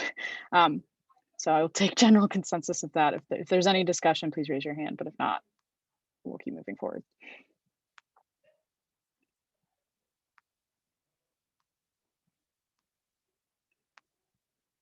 Okay, taking general consensus, that will be added or that will be changed in the elections code. And I think this is the last large point of discussion. Yay, it's only 8:36. Okay, so I'll go through this. This is Article 9, and this is specifically about endorsements, 9.1 right now. Actually, what I will also say is that down here, there is a proposed amendment in yellow to allow registered student organizations and individuals to endorse candidates. So as of right now, 9.1 includes RSOs, but I actually may, before even starting with 9.1, I'm going to start with 9.7 and in conjunction 9.7.2. Simply because if we decide on that, we can then like change the first or change 9.1 depending on how people feel about this, simply because RSOs is included, if that makes sense to everyone. So we're at 9.7. The original from last year says executive boards of RSOs and individuals who have endorsed a candidate are considered members of the candidate or tickets campaign staff for the purposes listed in 5.1. And yeah, so the proposed amendment is to strike executive boards and just say registered student organizations. So this means RSOs are allowed to endorse candidates, not just executive boards. So that's the change being made here. And in conjunction, 9.7.2, an RSO endorsement only includes the executive board of the RSO as campaign staff. And then in conjunction, 9.7.3 and forward will change in effect. I'm seeing hands being raised. So yeah, Speaker Zong, if you want to add. Yep. So I can jump in first. So essentially, originally they said executive boards of organizations and individuals who endorse a candidate. The executive board part in the beginning was confusing because like without the RSO part, just that executive boards and individuals have endorsed the candidate. And I was like, what does that mean? And we clarified in steering that this used to be a remnant of a previous elections code when RSOs were allowed to endorse. And then we had executive board in there and we just never removed it, if that makes sense. So like, if we don't put in the RSOs and stuff, the executive board part would technically have no function in that there's no RSO amendment, so executive board wouldn't make sense. It's just individuals. So even without this amendment, I will be removing executive boards regardless, because it's just a semantic grammatical change where it doesn't really do anything. The other change that I have in here is, I've heard some discussion on RSO amendments, so I thought it'd be a worthy amendment to discuss. So I put in here preemptively. Essentially, without this amendment, only people, you can only get individual endorsements from the rest of the student body and whatever we define as someone who's able to be endorsed. But before that, we had a time where we could get endorsements from student organizations where on behalf of that organization, they can say, oh, our student organization supports this candidate publicly. And this is essentially bringing that method back. This is additional clause here that I kind of brought in here for clarity. If we are bringing RSO endorsements back, we're saying that an RSO endorsement only includes the executive board of the RSO as campaign staff. So no one else in the RSO would be able to campaign on behalf unless they did individual endorsements. I hope that's clear in my intention, but it might be a bit confusing, especially for newer people. But that's just some clarification. All right, I will start the discussion off on this as a whole with Representative Tierney. Tierney at large, I think this is kind of what you were getting to at the end of your statement there, but I guess this is kind of like a point of clarification or just a question that's kind of open-ended to anyone. So when we say that RSOs would become, for the purposes of this document, campaign staff, does that mean that, like, let's say we have just like a list of campaign staff for X candidate. So you have like, Tim Tierney, Jacob Clipstein, whatever it is. And then do you just have like college Republicans there? So would it be everyone under the umbrella of college Republicans who is deemed to be a member of that RSO as a campaign staff, or how does that work under the current language?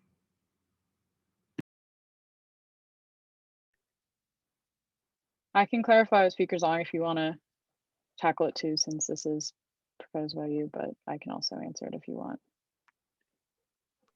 You can go for it. Sorry, I'm typing minutes. No, you're good. Okay. So essentially, I think in 9.7.2, that's like the caveat that like explains that. So it wouldn't be all of college Republicans. Your campaign staff would only include the executive board. And I think this is pertaining to, I think 2 years ago, when a member of a general organization did make a comment about the executive ticket or the opposing executive ticket, and that candidate did get a violation because technically they were under campaign staff, but that also means that you would have 30 people in an organization that's your campaign staff. So this limits it so there's less responsibility, not less responsibility, but it's more manageable to communicate to your campaign staff when the RSO's executive board is a part of it, not 30 people. It's like 6 versus 30. I don't know if that's like precedent. I'm pretty sure that's the precedent of why that was included, but yeah. I will move to Representative Lascalzo. Ryan Lascalzo, Line Pride Representative. If I remember correctly, last year the word executive boards was a proposed amendment by our previous speaker that I believe got rejected, but ended up in the elections code as like a typographical error. So I think it is I noticed it last year. Before I was in the assembly and I alerted people about it. But yeah, I do believe though there was an issue the judicial board, the Chief Justice last year might have brought up over limiting it just to the executive boards. I can't remember what the issue actually was, so I won't say anything. I feel like that was something that happened. If anyone can remember anything more clearly, mention it. Maybe I'll jog someone's memory. But that's all. I just want. Before going down the queue, I did see 2 points of clarification. Representative Tierney. Tierney at large, sorry for trying to like beat a dead horse here or whatever. So let's say, hypothetically, let's say there is a candidate that the college Dems are considering supporting. And it's a 4-to-1 vote, but Jacob Klipstein votes no, president of college Dems. Does then Jacob Klipstein still technically be, and I'm just using names here, just for context, does he still become technically a campaign staff member because he's on the RSO that endorsed it, even though he doesn't support their candidacy specifically?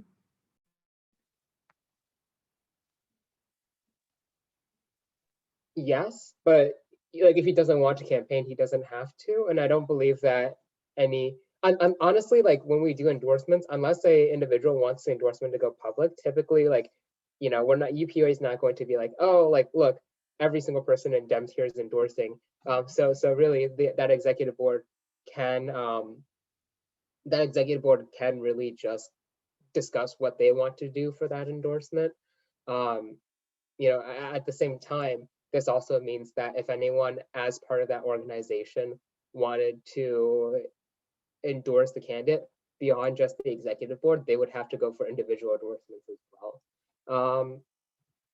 Also, President Mckay reminded me, when we are making hypotheticals, let's keep the names to person X, person Y, person Z instead of specifically referring to individuals. But yeah.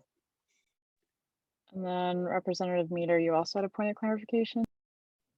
Hi, Lakin Meter, College of Communications. I was just wondering, you guys said that this was originally part of an elections code, but it was removed.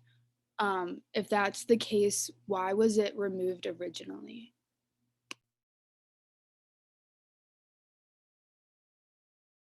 You mean just for RSO endorsements? Yes. Okay. And I think we're going to get more discussion on this because there is a lot of history behind this.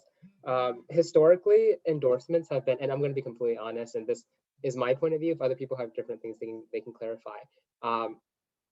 Historically, RSO endorsements, I feel like, or any endorsement within the UPUA candidacy, as well as RSOs, can be kind of like a power struggle almost, where cliques form and people start having, it starts getting a lot more tense.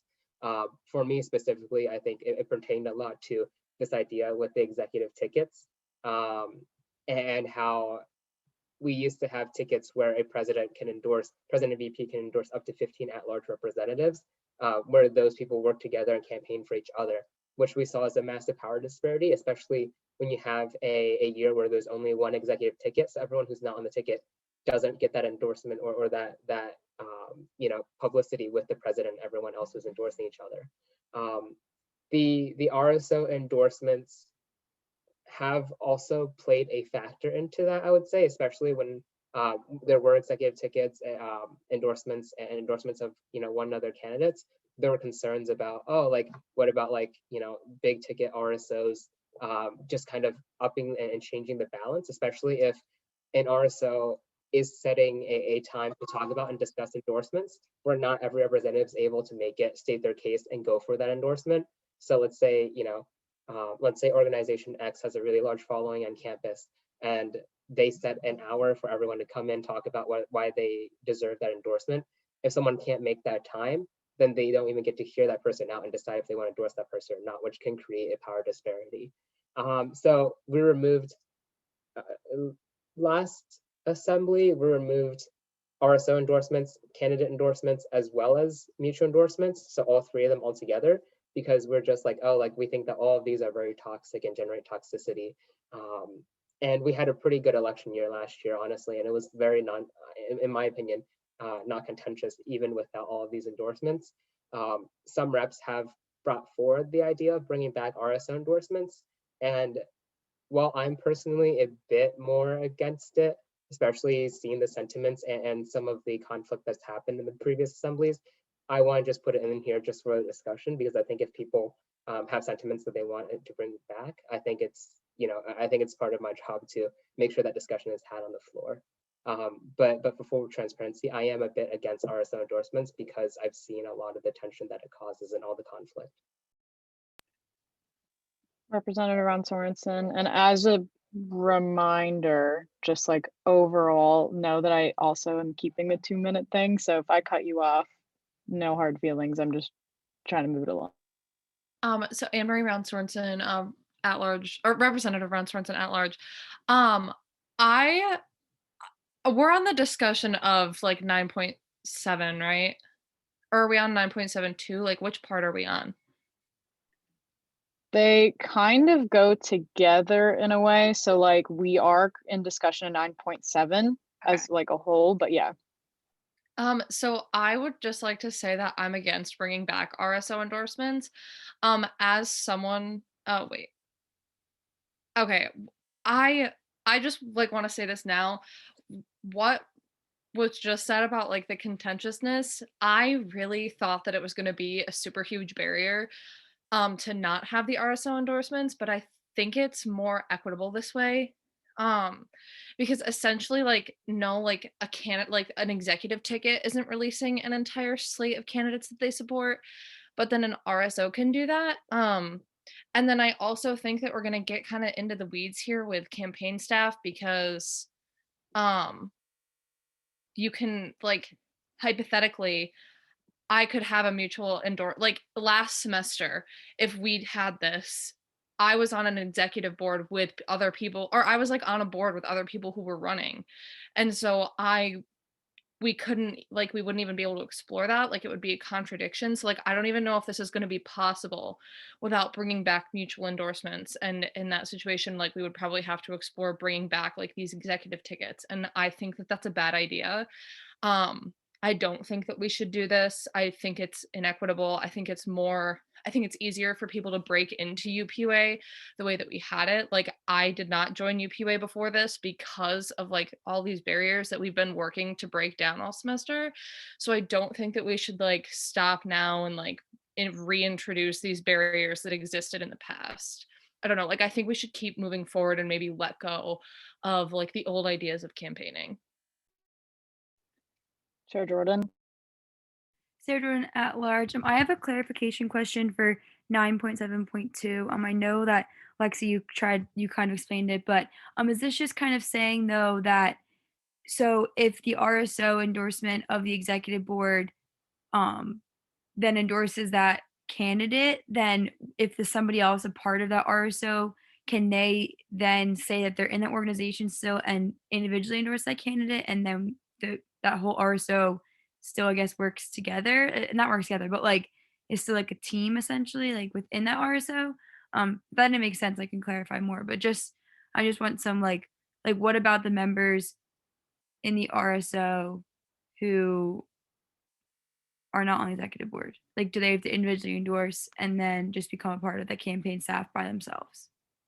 Yeah, so essentially, so automatically like if RSO endorsements go through, the executive board would automatically be considered campaign staff, but this is just so that an executive ticket or an at-large rep doesn't have to keep account for like 30 different people as their campaign staff automatically if the RSO endorsed them. So if a regular member of the org not on the executive board wants to be a part of the campaign staff, they can file an individual endorsement and then be added, if that makes sense. Thanks. Okay. Representative Gibbard. Hi, Sydney Gibbard, College of Engineering. So I just had like a few things. One, I definitely agree with the sentiments from other representatives beforehand that this can definitely introduce like some level of like a power kind of thing for certain representatives. Like, for example, if you get the endorsement of PanHel or IFC, those are huge organizations, and it's that then on that executive board to kind of like represent you as a candidate almost. And that can also be really difficult because I think that from what I've heard, they didn't have endorsements last year, and that was the only election that I've run in the past. But like an executive board will kind of vote on people who come to that RSO and say like, oh, we're in support of this candidate, or we're in support of a different competing candidate. And it could be hard because sometimes those votes are split, and someone on the executive board might be tied to or like have their name saying like, oh, I support this candidate, and they might not actually fully support them. And I also agree that it's just, I feel like it's just something that can tie people to certain organizations and just make things a little bit more contentious and competitive. And you come into UPUA associating people with each other when, like, in reality, we just want this to be an equitable like election, and have people who from all different parts of the university, not people who are kind of like in niche student orgs or from niche friend groups that like know people in student orgs who can get those endorsements. So I think I agree with sentiments from other representatives that we shouldn't have RSO endorsements. I think that it's the best thing for the election to make sure that we have new people into the organization and don't increase barriers to UPUA. Okay. What I can also clarify for Representative Mishler, and Speaker Zong helped me out here because I was also getting slightly confused, but we will vote on a slate on it as at first, or at, like, we'll vote on 9.7 first, but if 9.7 is voted down, then the rest of 9.7 is basically void because they kind of have to go along with each other. It's only if 9.7 is voted yes that we would then go to 9.72 to see if that's something people want or not want. So it depends on where the vote goes, but we'll vote on 9.7. Representative Tierney, your point of information. Councilman Tierney at large, was this in the elections code last year? No, RSO endorsements were not allowed last year. Okay, thanks. Representative Rodriguez. Najee Rodriguez, College of Liberal Arts. I just wanted to state that I am completely against RSO endorsements. The past 14 years have clearly not been working and have desecrated the productivity and conduciveness of past assemblies. I don't think we should revert back to that. They could potentially take the place of the executive tickets that past assemblies have worked very hard to escape, and in essence, perhaps replicating that toxic cycle. And I have never seen as much individualized passion and outreach that I saw with candidates in the last election cycle. I personally think that we worked harder and better to earn the votes of our constituents. We worked autonomously as well. And you can easily gain individual endorsements from individuals that are part of those RSOs anyways. And you can still speak to these groups and explain your agenda, or at least try. And I think it's important that we understand that there are factors that are unfair and not equitable at all. Candidates who actively can't be part of RSOs due to jobs or other commitments out of their control, and there could potentially be preference with e-boards voting on certain candidates. Moreover, our first year class has had enormous disconnect with RSOs and probably most likely would not feel comfortable presenting outreach. There's been this group versus group mentality for a long time in this assembly. We're all aware of it. It's been happening for 14 years. Let's put an end to it now and not revert back to the past. Elections can impact the culture of an assembly for an entire term, and any notions of tribalism can induce that. So I strongly believe that we should not go back to the ways of our past. And I urge you all to vote against this as a whole. Thank you.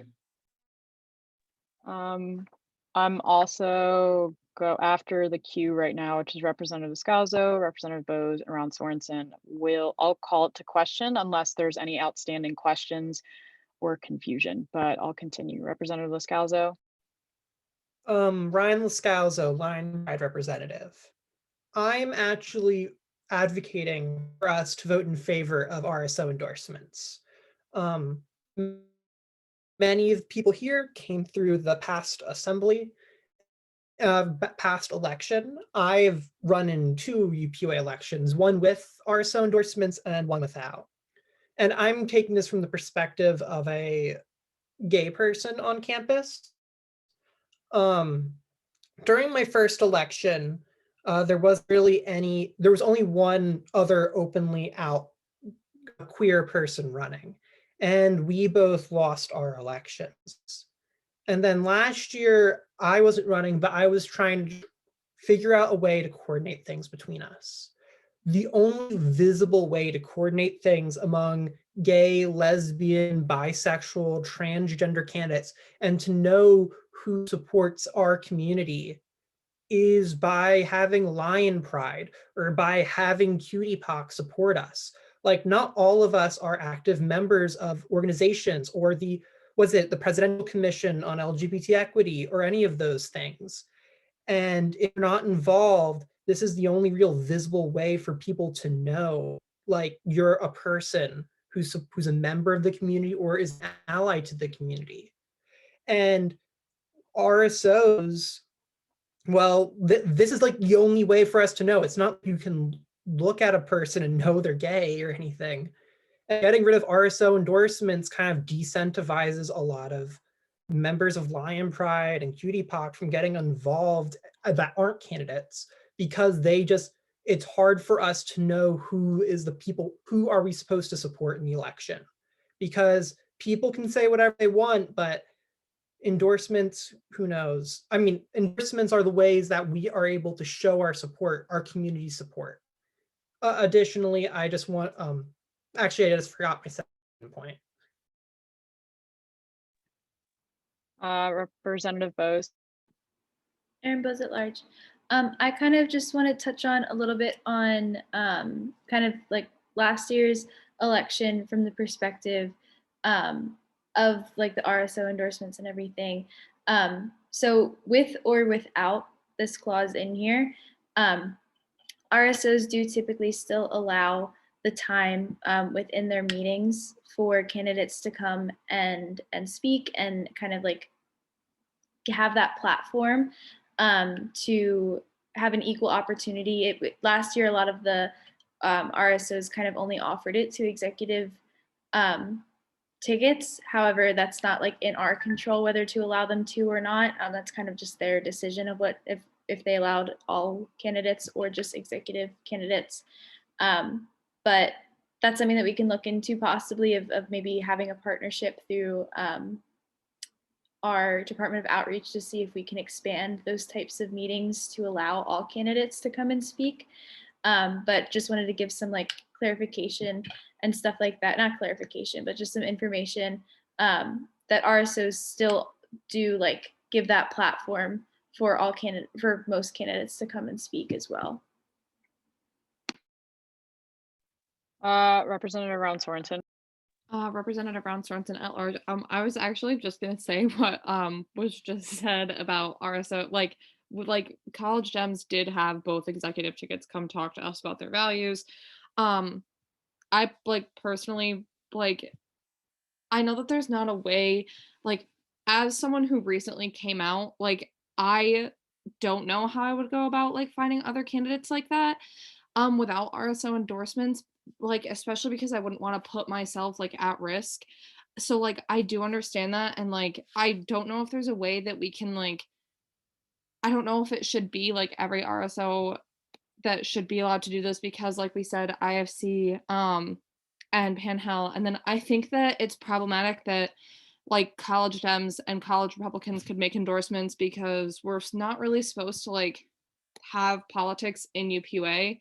But I think that like when you have these political organizations endorsing candidates, like it does create like that, like this groupthink kind of situation. And like I feel like in this assembly we've shown that like even though some of us are in like the same party or like the same organization, like we don't always agree on things. And so I don't think that we should like start off next assembly with like political organizations having like some big influence. I don't know. I don't know if there's a compromise or an amendment that it could just be like of like group seats. Like if your organization has like a community seat, I feel like that organization should be allowed to endorse candidates, because like I don't know, I don't like want to be too confusing, but I don't think that like just every RSO should be allowed to do it. But like when you're talking about like does a candidate support like my basic rights as a person, like I don't know if there's an amendment that we could do like that. So it's kind of a question, kind of a suggestion. Before I go down the queue, I just can't gauge the room because I can't see all of you really. So I just want to quickly release a poll, see like where everyone's at.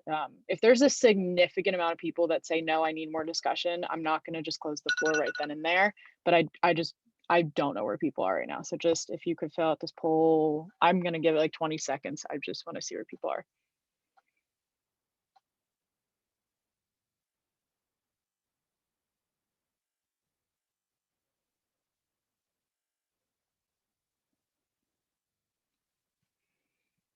I'll give it 10 more seconds. So if you haven't voted, please do.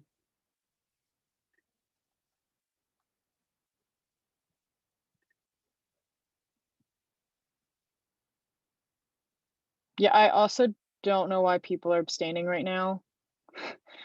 This is a fairly straightforward poll, but.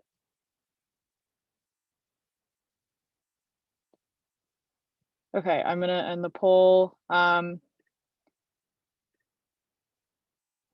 There's 7 of you that are a little stuck, and I don't believe there's too many people. I think there's only 3 more people in the queue. I'll allow those 3 people to speak. If I don't see more points being raised or different points being raised, I will, or 4 people in the queue, if I'm including speakers on. But yeah, and I do see a call to question. So yeah, I think we're all in agreement there. Okay, let's see. Representative Gibbard. Hi, Sydney Gibbard, College of Engineering. This is kind of a new point. I know last year, one of the conversations that we had was kind of about whether maybe we were going to consider having like RSOs not only being limited to only endorsing like one candidate per position. Like if they say, you know, like this candidate is an ally of our community or this candidate supports our values, then we endorse them even if we're going to endorse 2 tickets. And some people brought up the valid argument then like kind of what's the point, but also at the same time, like if you're a student and you're wondering, you know, like what representatives stand for, and if they get that endorsement from an organization, then it can show that, you know, they're allies or they're a part of that community themselves, or that they're willing to work with them throughout their terms as a representative. I know that was something we talked about last year. I don't know if that like requires an amendment or some kind of further discussion. So yeah, but that was just another thing I want to throw out there, because I do think that it can be kind of limiting for an RSO to only endorse one candidate, and says instead of like saying when both represent, like if there are 2 people running for the College of Engineering position or an executive ticket or something, like both of those tickets can still be supportive of that community. But that was just another thing I remember we talked about last assembly. Speakers on. Yeah, Stephen Zing at large. I mean, the point that I want to make is that RSO endorsements, really the biggest use that it has is that when people are browsing through social media and they're following that page, they'll see, oh, like there's that person and I'll vote for them. I don't necessarily think that that's really helpful to really understanding the community or the person or their values, especially if you're on social media and just seeing like, oh, like I'm voting for that person. Like a lot of the same things people are talking about in terms of what they would like from RSO endorsements, whether it's finding allies, finding people who are really with them. Like the RSOs can host the same things. They can still host UPUA info sessions where representatives come in and talk. I mean, candidates come in and talk about their candidacy. They can still, you know, have discussions on UPUA. It's just that when candidates go in and talk about these positions, they're not allowed to just go be like, oh, like that person's the one. I'm going to endorse them as a as an entire community, and every one of them can really campaign and stuff like that.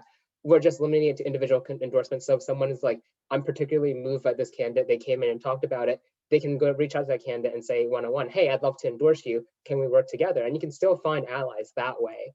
I'm also coming from this position where I know that I was very concerned that, you know, if you're part of an underrepresented group, that if you don't have endorsements with RSOs or with other people, you can't band together and get more votes or really have that power to stand against other people. But it's not been the case last election. I can tell you that as a person of color and as someone who voted in favor of endorsements when we shot them down in the 14th Assembly. After going through one election, I can tell you that's not the case for me. And that again, a lot of the things that we're talking about in terms of finding allies, finding people that you can trust to be endorsements and UPUA allies, you can do the same thing. An endorsement, I think, just oversimplifies the election process, where someone can be browsing on social media and see, oh, this org likes this guy, I'll like this guy too, I'll vote for them, instead of actually understanding that person. And for that reason, I am also against RSO endorsements. And to be clear, if you are against endorsements when we are voting on this amendment, just vote no. We don't need to amend it to say, let's get rid of RSO endorsements. You just vote no. Chair Rodriguez. Najee Rodriguez, College of the Liberal Arts. What I will say is completely in agreement with Speaker Zhang. What I will say though is, as a queer person of color last year, I didn't necessarily feel limited. I felt more empowered to individually reach out to people within my community and others who might be more inclined to endorse me individually. And the fact that you can still speak, and although the pandemic did deviate our abilities to reach out to these groups and speak to these groups because that was allowed, I can absolutely say with certainty that that would not be the case this year. And I do feel if we worked hard enough, we would all be able to go to those groups and speak our case. What I will also say is that in terms of equity, I will say personally that I probably would not be able to get a publicized endorsement from a group that a community that I'm very proud to be a part of, mostly because I'm not out to most members of my family. So I just kind of wanted to push back against that notion. I really do think for future assemblies as well, if we set precedent now, you can still have outreach. You can still communicate with members of your community. You don't need a seal that says that they, support or validate you. And I believe in every single one of you and the idea that you can do that and that you're more than willing to do that running as a representative. And I just wanted to kind of iterate that because that might be the case for future representatives that decide to run. And I really think by eliminating RSOs, we eliminate a lot of those barriers that have been in place for 14 years that have really made this assembly inconducive to productivity and advancement. And that is why, again, I urge everyone to vote now. Thank you. And last person on the queue, I will not call on really anyone else. I will be closing the floor after this. Representative Robertson. Hi, my comments were just kind of quick. I just wanted to say I agree a lot with what Representative Lascalzo mentioned earlier, because I'm also in favor of keeping RSO endorsements actually in the elections code. As another queer student, I always want to see more queer students in the room. And as someone who's planning on voting in the elections, I think being able to, easily identify students and candidates who are allies and members of the queer community on campus through an RSO endorsement, from prominent LGBT organizations like Lion Pride or Cutie Puck would really be vital information to vote. There's not really a great way to tell who's gay just by looking at someone or who, doesn't whatever their identity happens to be. But yeah, so I think I'd be in favor of keeping it. And I just wanted to echo that as another queer student who's also in the room right now. That's just kind of how the lens that I'm viewing this through. Yeah, thank you.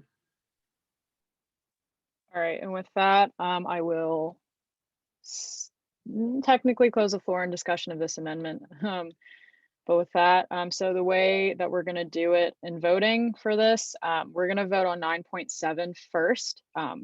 Just that indicates what happens with the rest of it. So by voting yes, you would like RSO endorsements to stay. So that means organizations like, I'm just going to throw out, I think College Dems was mentioned, Thon, College Republicans, just any RSO endorsement can endorse candidates or executive tickets.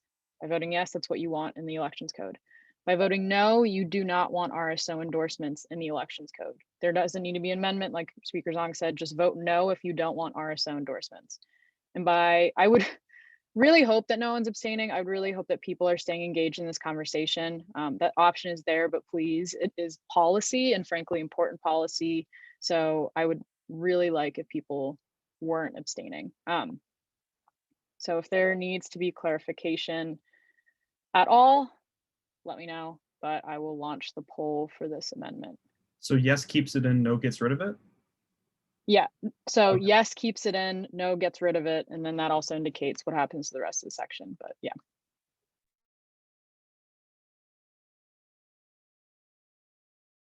Wait, can you clarify the vote again, please?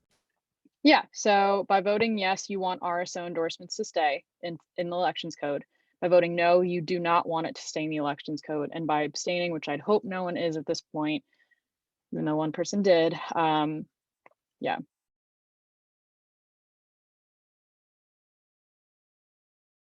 Thank you, Representative Gibbard. Also, I'm going to remove I hope no one objects to this, but the strike through on 9.7 where it says executive boards, I'm going to be removing that as well. I don't think it's part of the amendment, but as Representative Scalzo said, this was like a part of the cleanup from last year. So if unless anyone has objections to that, right after every other part of 9.7, we're going to take general consensus with this too, if that's okay.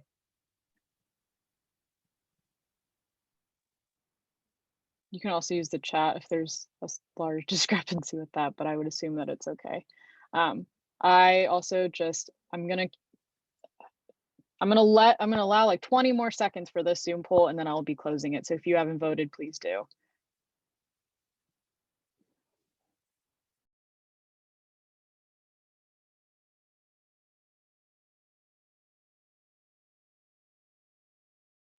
Actually, it's fairly large that, okay. So RS endorsements will be removed from the elections code with a vote of 11-21 to 1. And with that, the rest of, actually not the rest of, I think some of it, here, wait, give me a second. What I will say 9.72 is basically void because that's voted no, so that counts in that.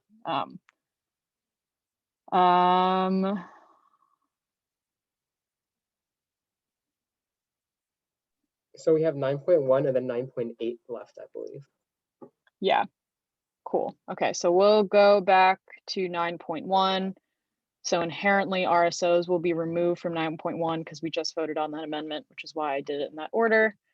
Okay, so 9.1, an endorsement shall be considered any comments in support of active acknowledgement of a candidate's campaign by a current Penn State community, by a member of the Penn State community, RSO is gone. So it really says by a current member of the Penn State community or any Penn State community members within 5 years of involvement with the university that can be interpreted to reasonably increase a candidate's publicity. And then I guess like 9.1.1, any individuals not identified in the preceding clause shall not fall under UPUA endorsement regulations. That kind of goes hand in hand. But Speaker Zhang, if you want to elaborate. Yep. And now that I'm reading this, I'm also, okay, so I'm going to go through this first. This idea really came from, so I was in an info session for elections last year, and someone came up, brought up the idea that like, hey, like what if someone retweets something that isn't part of the Penn State community? Like if my family member, if I have like a grandma or like an uncle who wanted to retweet them running for elections, does that count as a violation if they didn't endorse me? So I was thinking about how this issue would translate to UPUA and like under what circumstances would a retweet or like a sharing from someone who's not endorsement reasonably be considered a violation based on how much influence they have on the Penn State body. So I added a few parts here.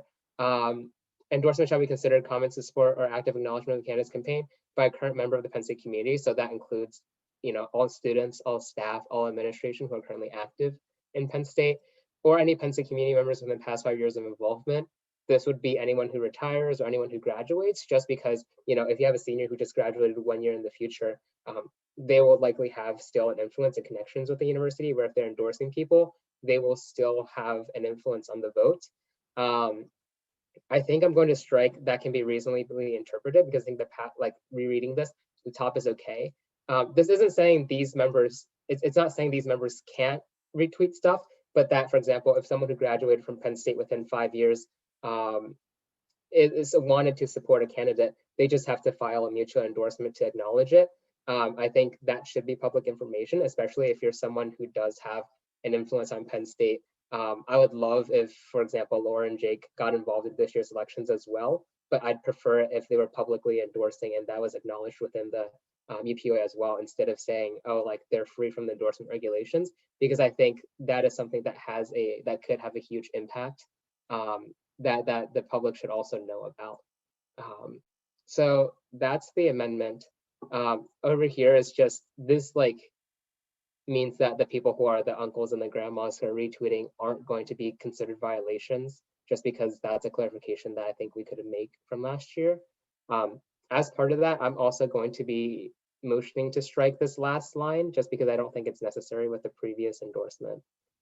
With the previous amendment. I'm gonna just ask for a second for the sake of precedent on like striking it, but since it is your own amendment, it would be fine. Yeah. Representative Bose. Aaron Bose at large.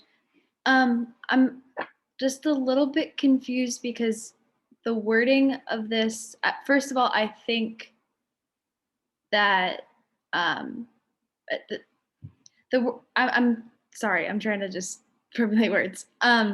So is this then allowing alumni to endorse then? And it's also kind of implying that non-students can also endorse, because it says any current member of the Penn State community.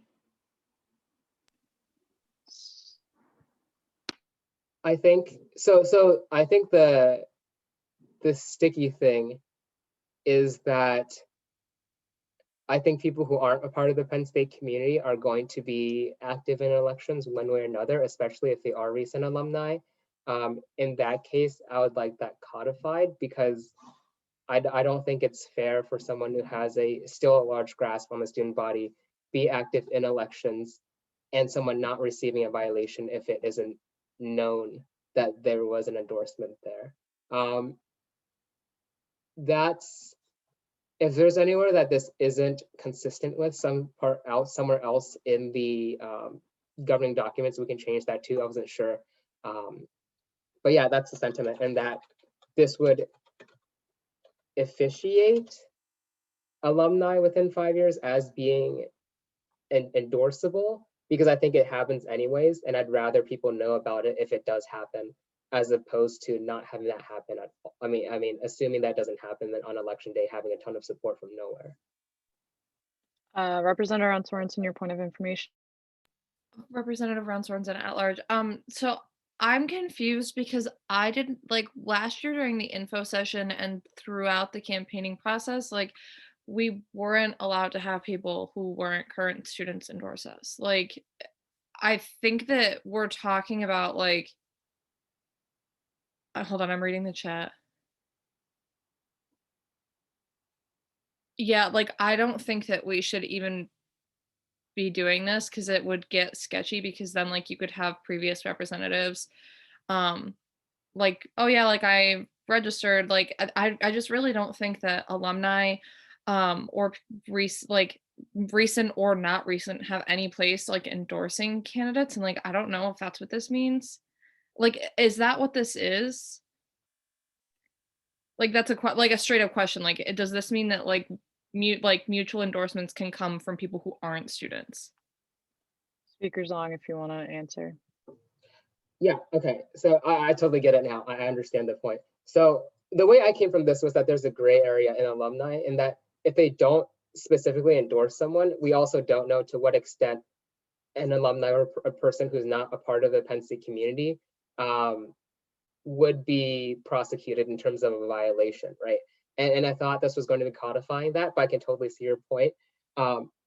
In that case, I think I would be fine with striking this and putting somewhere that any endorsements or any campaigning from a member who's not a part of the Penn State community is considered a violation. I think that's fine too, but then that again comes to that issue that people, if a family member retweets something, it would be considered a violation. And that's a gray area last time, where it's like last year where we're talking about, like, okay, if the Elections Commission lets that pass, where someone who's a grandma who's retweeting isn't a violation, then what about alumni and where that is? That's true. If we think that this causes more trouble than good, I'm okay with striking it. I was thinking this would clarify it, but I can totally see everyone else's point, and I'm okay with just removing this or shooting it down. But also more discussion as well, because I see a few raised hands. Yeah. Sorry, Chair Jordan. Chair Jordan at large. I think by adding in the 9.1.1, like that last sentence saying like it's not gonna. Well, I'm uncomfortable with the alumni thing, and I agree with Representative Ron Sorensen that it would probably be frivolous anyway if a parent accidentally retweets or likes a post. I think if you have alumni then endorsing and actually reaching out to the Elections Commission, that could get really hazy and a gray area. But I think if we add something in saying like if someone were to retweet something and it wasn't intentionally to further someone's election, I think that could be just as fine justified as not including that last sentence in 9.1. I also want to I said this last meeting and I'll say it again, just let's be careful to not get in the realm of doing what the Elections Commission would be doing in terms of deeming what's frivolous and what's not. There's a hearing that's that goes on with each case, so each side will be told. So someone's like, it's just my grandma, I swear, it'll be figured out there. So I just want to make sure we're not getting into a very highly specified area where the commission would be deciding that anyway. But I'll go on to Representative Bose. Aaron Bose at large. I think also the point that we have to really consider is what's the purpose of elections, and it's for the candidates to engage with undergraduate students who's going to be voting for them, who they're going to be representing, etc. And also accessibility wise, when you get into the realm of adding alumni and such into there, there's a lot of students that aren't connected with alumni, and you're then also asking those candidates to then keep track of any alumni when they might not even know who some alumni are, that their names even being out there, they might not be connected to them in any way. And so I think I agree with striking this down as well. After Representative Meter, I'm likely to close the floor, but just because I do see kind of a consensus here, but Representative Meter. Hi, Representative Meter, College of Communications. So I'm not sure if this will make sense, but one thing that my roommate just made me think of is, so we define an endorsement as just an acknowledgement of someone's campaign, which is why we have to, the second part is being proposed in the case of somebody retweeting something. But what if someone is retweeting something against somebody? So if someone not affiliated with UPUA has somebody present to them and they don't like them, and they go on Twitter and they say, this person just presented, I don't like them, don't vote for them. Wouldn't that then be an endorsement? But students outside of UPUA, if you're outside of UPUA, you can say negative things about people, can't you? No, not at all. It would be considered, actually, yeah, it could be considered slander, yeah. Okay, well, in that case, never mind. But I feel yeah, never mind. Sorry.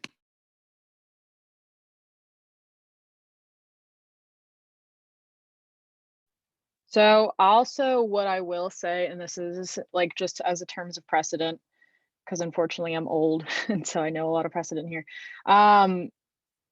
What it can be also interpreted as is if someone in that specific scenario, if someone tweets out, hey, I don't like this candidate, vote for the other, or I don't like them, whatever, the candidate that they're supporting could be that executive ticket that they're supporting, the at large, they could then be filed a violation saying, hey, someone that is supposedly on your campaign or someone that's supporting you just tweeted something out. I'm pretty sure that's precedent too.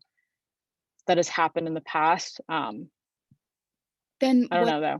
What if someone were to this might be getting into the weeds, but if someone were to say this person said this. And it was like an example of something that could be like a racial slur or like offensive or something. They're acknowledging them as someone running. So that's like an endorsement, but there's like negative aspects behind it. So how would that work in terms of endorsement? Because it's not saying it's true. I think this is where the gray area comes into play, and the commission would like, there's also this line of free speech that the commission can't necessarily like condemn. But at the same, like, this is where like it gets into the gray area where the commission would decide. But Representative Reynolds, if you want to speak as well. I'm asking this more of a question to those more experienced members of the organization. So how would it really be handled if you just have people that are, say they've graduated, or say they're still a student and they have not endorsed a particular candidate? They're not necessarily a particular friend of a candidate, but they start slandering one of candidate X's opponents, and then maybe they say vote for candidate Y because they know that Y is opposing X. I mean, would somebody still be held accountable even if the person is not on their campaign staff? It seems like a question of proof. I think what would happen is, this is like, again, where the commission, this is gray area, this is where they would interpret it. So basically, if someone tweets something and it seems to exemplify that they're supporting one candidate and slandering the other, anyone can file a violation saying, hey, this looks like an endorsement, and like, did they really endorse the other candidate? And so this is what would happen. So if violation could be filed saying, hey, this is slander, we're just checking to see if this is campaign staff of that person. And so if they are campaign staff, they can get that like candidate or the executive team can get a violation because their campaign staff is actively slandering. If the person is not campaign staff, it could still be a violation because they're technically endorsing. And that's the technical comes with the commission and how they interpret it. Does that make sense? Yes, thank you. That seems a little dangerous, but I appreciate the response. Oh yeah, no, what I will also say, there's been a bit of people outside of UPUA and even within who disagree with this precedent, but that is precedent of what has happened in the past. Representative Richardson. Yeah, I feel like with this, can you hear me? Yes. Okay, awesome. Yeah, I just feel like sort of echoing what Representative Reynolds just said, and also just thinking about this from a practical sort of perspective, like UPUA cannot dictate what people say, like on their free sort of like grounds, right? When they're on their own Twitter, when they're on whatever, UPUA can't police that, I think. Like there's just no practical way of like, I think making a system that allows for like negative comments, which can be weaponized. I mean, I think there's a tremendous potential for that to be weaponized. Like maybe not, like when it comes to endorsements, I think that it becomes unclear, like, cause it's like sort of an endorsement in the negative, but at the same time, right, I think it's just like, it's very impractical for us to, try and like just police the internet, right? Police what people have to say about other candidates. I mean, we can't restrict people's free speech. It's not like they're going to be held liable for anything like on a conduct perspective. Like, I don't know. I think we're sort of overstepping our grounds trying to like assess conduct points to candidates throughout the duration of an election for something that can very easily be abused by an opposing candidate. Representative Bose. Aaron Bose at large. It's also important to acknowledge that the elections code isn't going to be read by the typical student or even the typical voter.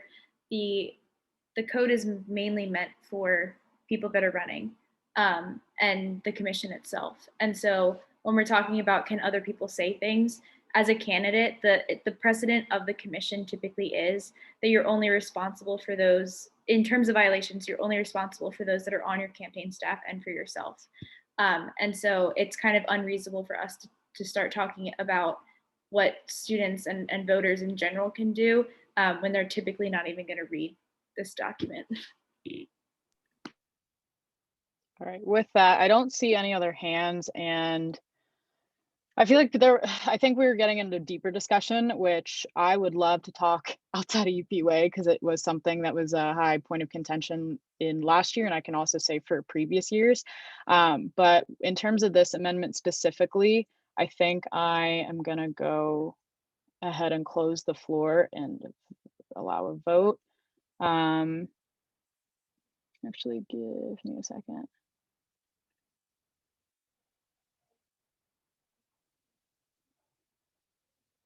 Oh yeah, okay. So ready? We're gonna vote with this, with 9.1, I'm gonna put 9.1 first. I think the title, actually, yeah, I'm gonna do 9.1 first. Ignore,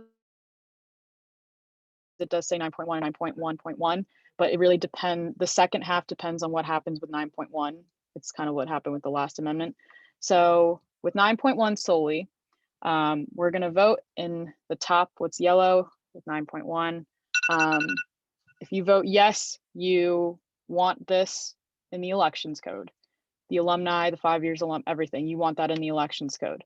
By saying no, you do not want this in the elections code, and therefore 9.1.1 would also go with that, or like at least the yellow would go with that. And abstaining, I would really, again, please don't abstain. I'm just gonna say, just please don't abstain. At this point, I'm hoping that everyone's paying attention, that we're getting through this together, because it's 9:30, we're making great time on this. So please, all right. So I'm gonna launch the poll. If anyone needs clarification, please just put in the chat or say it out loud.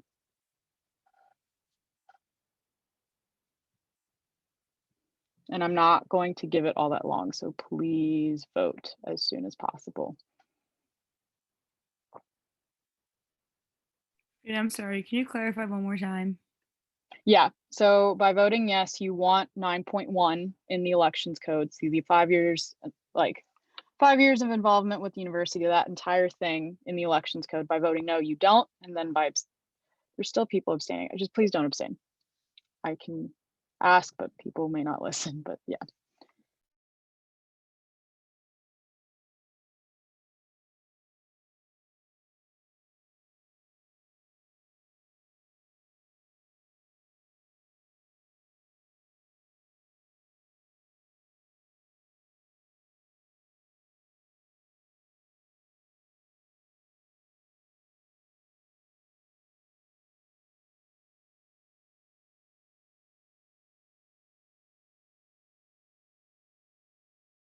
I'm not gonna give it too long, so please, if you haven't voted, I'm gonna close the poll in about 10 seconds.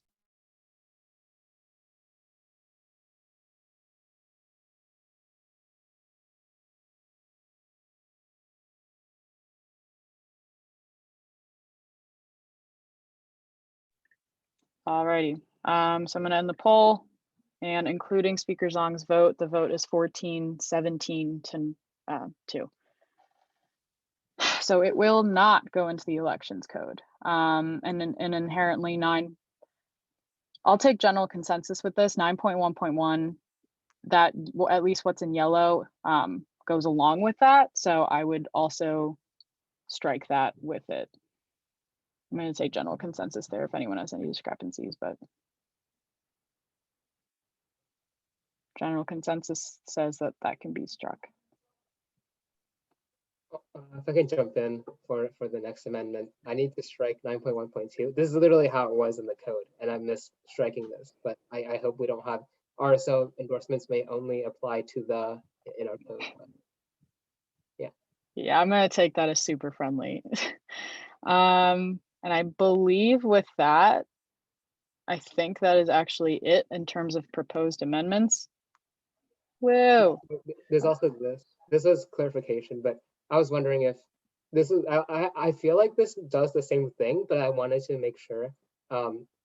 We have standing ad hoc and other committees of the UPUA may endorse candidates. Can we just change it to any so that UPUA just doesn't have influence on elections, like during the election season? I can't think of a reason why anything other than that in the UPUA would endorse candidates. Yeah. I'll take general consensus there too, since it's fairly self-explanatory, and I'd hope no one is against that, but okay. General consensus says that is fine. All right, so now that is all that's left of the proposed amendments. That's not. Yeah, that wasn't in there before. I just added the word candidates. I think that's fine. It's grammatical. Yeah, that's friendly. All right, so now what happens next is, do we want which last one? 9.2, instead of saying any entities of the UPUA may not endorse candidates, can we just make it no entity of the UPUA may endorse candidates?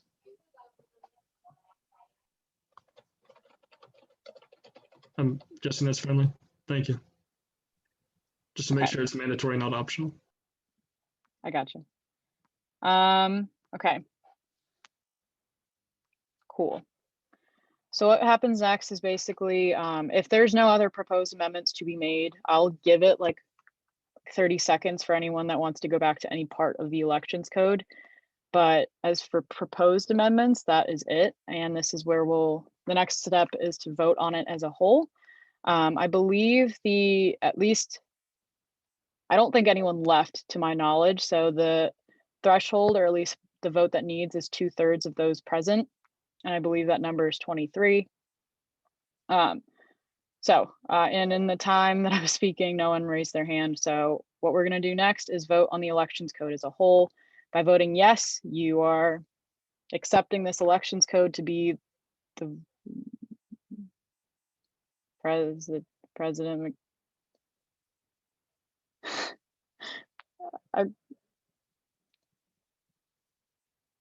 Yeah. This section? Part about election day campaigning. Here, wait.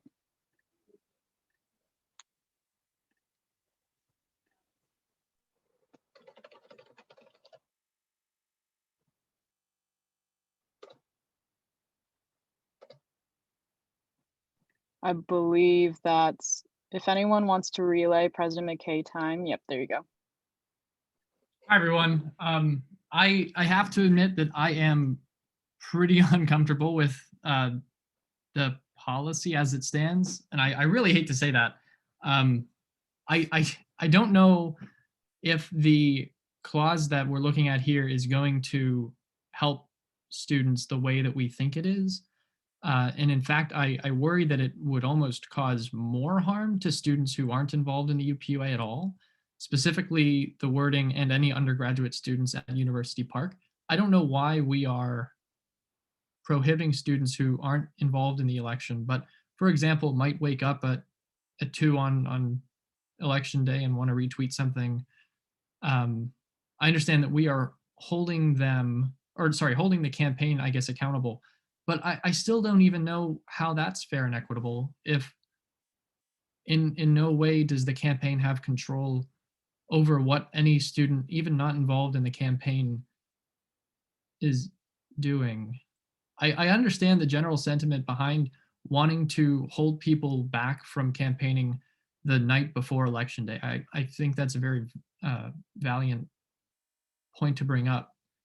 I think, I mean, very candidly, if we have the ability to have an election day which could last more than one day, I honestly don't think that there's a better way to do it at this point in time, simply because physically, nobody can stay up for, let's say, 3 days, 72 hours. And I mean, there's no reason on this planet that somebody couldn't give their vote within that 72-hour period. I think this only hurts students who aren't in the UPUA, and I think I would hope that that's of serious concern to everyone. Speaker Zong. Yeah, I am in response. I'm not sure about that sentiment. I think, again, like we clarified this last time in terms of campaigning, I'm not comfortable with early voting, specifically because our campaign period only lasts for 2 weeks and doesn't start until those 2 weeks. When we're talking about primaries or presidential campaigns, the campaigning theoretically starts months ahead of time. Representatives and candidates have so long to actually get the word out and campaign on the trail before early voting is implemented. I think within the 2 weeks here, if we're extending it anything longer than the 24 hours, you're doing a disservice to people who are trying to campaign the most in that last 24/48 hour time mark before elections, right? These candidates don't have the entire year or 4 months in advance to get the word out, even if they'd like to. They have this 2 week period to get the word out. So I think because of how short the campaign time is, I would say that I wouldn't support that, just because it also gets rid of 40, because when you submit your ballot, you're submitting a vote for all of these people you want to be representatives, not just one office. So once you submit it, it's done. If you hear something that's really cool about someone and you want to vote for them, you can't change it anymore. I think that's the biggest difference. At the same time, I want to say that I really respect your sentiments, but I would also say that it's not like we didn't discuss multi-day campaigning and voting last time, and we did. I think that if we passed this amendment, we passed the elections code, I wouldn't be comfortable with a veto, because it's not like we were suppressing that idea and we didn't think about it when we discussed this. We did, and I think the assembly was on board with this is the better solution compared to an early voting slash multi-day campaign slash multi-day election day. So that's just my point of view, and that I don't think we're going to be ever going to have a perfect campaign. I would say that just as much as this is unproven, a multi-day election day is also unproven. And I would be uncomfortable with a potential veto on this, especially if this is the will of the representatives. And we did spend an hour and a half discussing this, combined whether it's this night or last week. But yeah. Representative Bose. Aaron Bose at large. I completely agree with what Speaker Zhang just said. I am, however, going to, just for the terms, like technical terms, just motion to strike "and any undergraduate students at University Park." The reason I'm doing this is because when we define campaigning above, only candidates and campaign staff can campaign. So the third part doesn't make sense. So that's why I'm motioning to strike that part. I'm seeing many seconds, and I'll take general consensus with that as well. I'll give it a few. Oh, wait, yeah, always feel free to raise your hand if you have a disagreement, but yeah.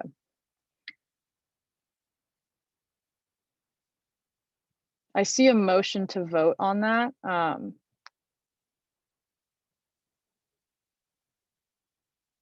Is there a second? I do see a second. Okay.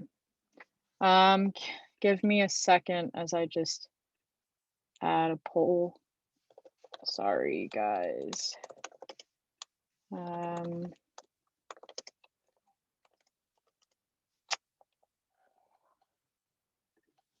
Sorry, everybody. And any undergraduate. Okay.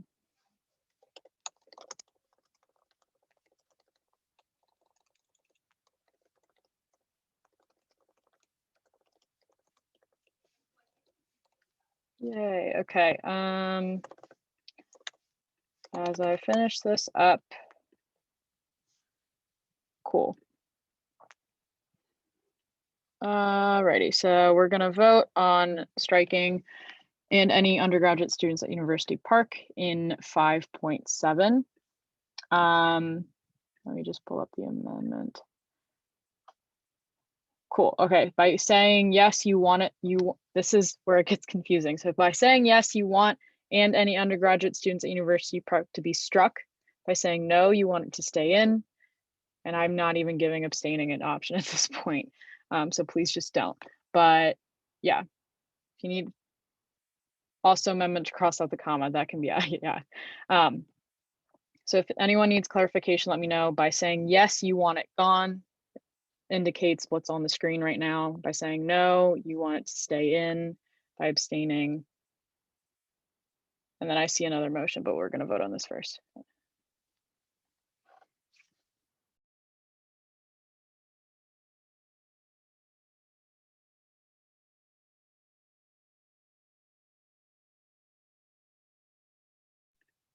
Yeah, the Zoom poll says and any undergraduate students at UP.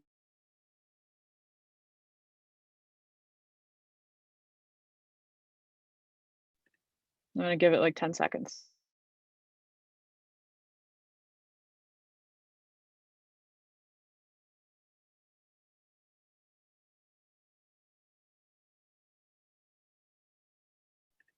And with that, I'm gonna end the poll. Vote is 27-4-0. So that will be taken out. And with that, we are back to the elections code as an entire whole. Is there anything else that anyone wants to propose or bring up?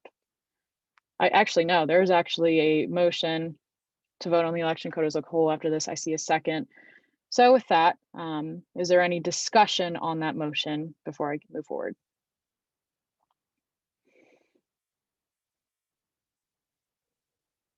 All righty. And with that, we are now going to vote on the elections code as a whole. Since this is policy, it is by roll call. So please, when your name is called, unmute yourself and vote, and then mute yourself so that there isn't background noise. Speaker Zong, only when you're ready. You may start the roll call. And if there's any questions at all, feel free to use the chat. All right, let's hopefully get this over with on the first shot. Arthi Kalor, Yes. Alexander Wu. Oh, wait, actually, Adeline Mishler, sorry. Yes. Alex Wu, Yes. Amanda Bird, Yes. Amy Gary, Yes. Anna Taylor, Yes. Anne-Marie Ron Sorensen, Yes. Blake Tolliver, Brian Schultz, Cameron McColgan, Yes. Kara Flegel, Yes. Dan Risser, Yes. Emmanuel Monte, Aaron Bowes, Yes. Jarrell Gibbs, Jean-Marc Miller, Yes. Joshua Reynolds, Yes. Kaylee Quinnen, Yes. Cara DeLucio, Kelly Snyder, Yes. Kyle Quinn, Yes. Lakin Meter,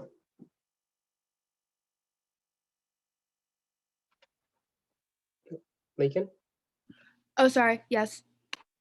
all good. Lewis Richardson, Yes. Marie Meisner, Yes. Maddie McIntyre, Yes. Megan Dalo, Yes.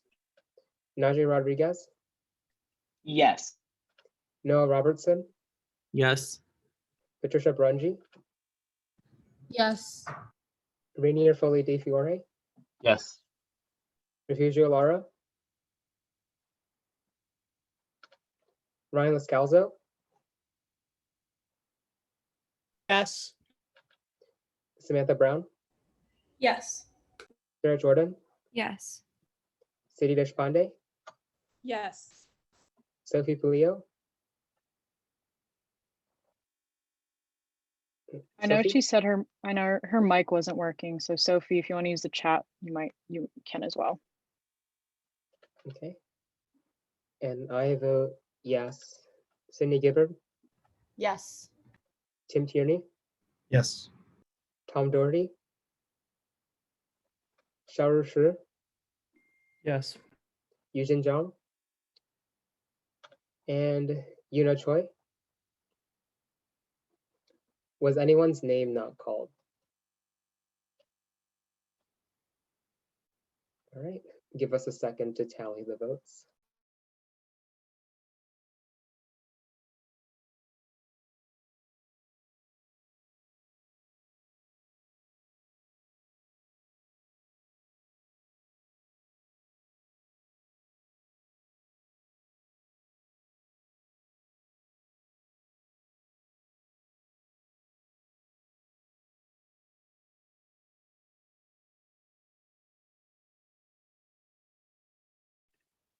All righty.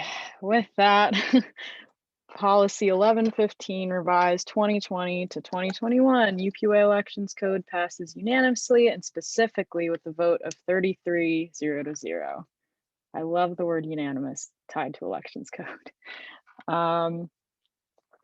Okay, with that, we will now move into a 5-minute well-deserved caucus breakout. I will see you soon.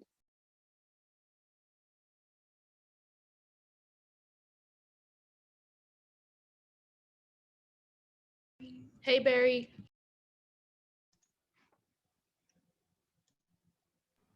I think he walked away as soon as you said that. I know. I was like, that's embarrassing. Yikes. Barry said, nah. It's all right. I got you. Hi, Patty. How's it going? Oof. She just didn't say anything. Ouch. I'm sorry. I didn't mean to do that. I literally walked away so that I could take a picture of our croissants. We made croissants, and I wanted to take a picture of them. I'm sorry, Joshua. Hello. I'm doing well. Is that Josh? No, not Josh. There's too many people. There's too many people in this world named Joshua. I'm so sorry. There are. That's why I go by Joshua now, because there's more. Everybody and their mom is Josh. Facts. Wow, proud of us. Jacket, Josh. What? I said I'm proud of us. I can't believe we actually got that done. Yeah. I mean, we did have to kick it over from last week, but as we should have. Elections code is too long. Can we just give it to the J board? Motion to make this J board's responsibility, please.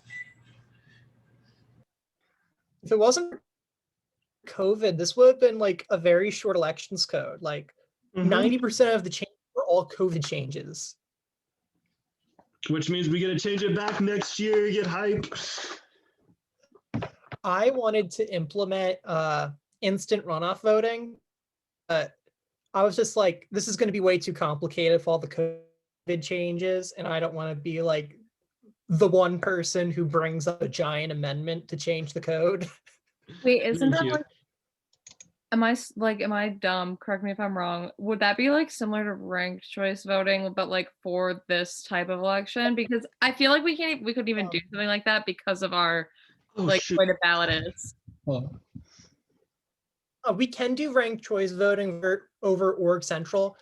Instant runoff voting and ranked choice voting are the same exact system. It's just some people use one name and some people use the other. Think about how like College Dems does the election. No, I know. That's why I was saying I don't even know if we could do it with this though, because you already like vote for 20 reps. You can vote for 20 reps at a time. Yeah. I was only do it for president and president and academic representatives.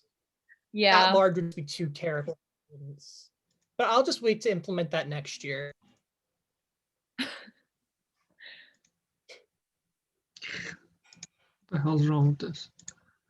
There was this one beautiful site that was just so good for combining PDFs, and it just doesn't work now. Anybody else ever used combinedpdf.com? No, I just use, like, I have a Mac and I just drag pages over into preview if I need to combine a PDF. Yeah. This thing used to work beautifully. And that too, but I don't do it. I could just throw any file in and then convert it immediately to PDF and then combine all those together, and it was so wonderful. And now it's just not working. And that's honestly one of the most crushing blows I've experienced this entire year. Adobe Acrobat does that, and like we get that app for free. Thank you. I have a 5-star rating on my Animal Crossing island, and I have like 5 Lily of the Valley flowers like all over the place, and I'm pretty hyped. I built a school and a gym today. Yes, I have homework due tonight. No, I haven't started it. I haven't played in like a month until like last night. I stayed up till like 2 in the morning, and I went back to like most of the days in October to get like candy pieces so I could go do Halloween. And then I did Halloween for like an hour, and then I did Thanksgiving, and now we're back in December. Oh my god! But I've spent so much time traveling. Everybody like send screenshots of your friend codes into the group me. Noah just said that. I'm just putting it out loud in case people aren't reading the chat. What are you? Oh wait, there was an Easter in Animal Crossing? Oh my God, wait, I have turnips in my inventory right now because I went back to Sunday to buy some, so I can't go back again until I get rid of them, but I will not forget to go back to Easter. That sounds like a great time. I also didn't play for the entire month of August, so like I missed all the fireworks shows. All of them. I'm just ranting about Animal Crossing because my friends won't play with me because they're all being responsible.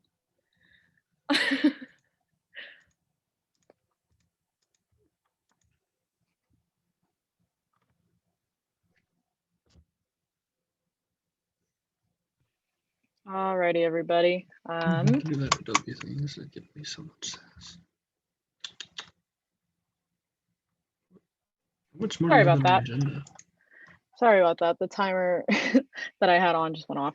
But with that, we will now move into new business.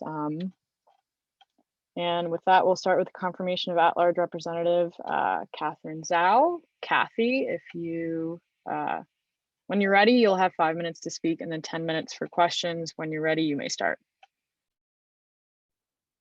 All right.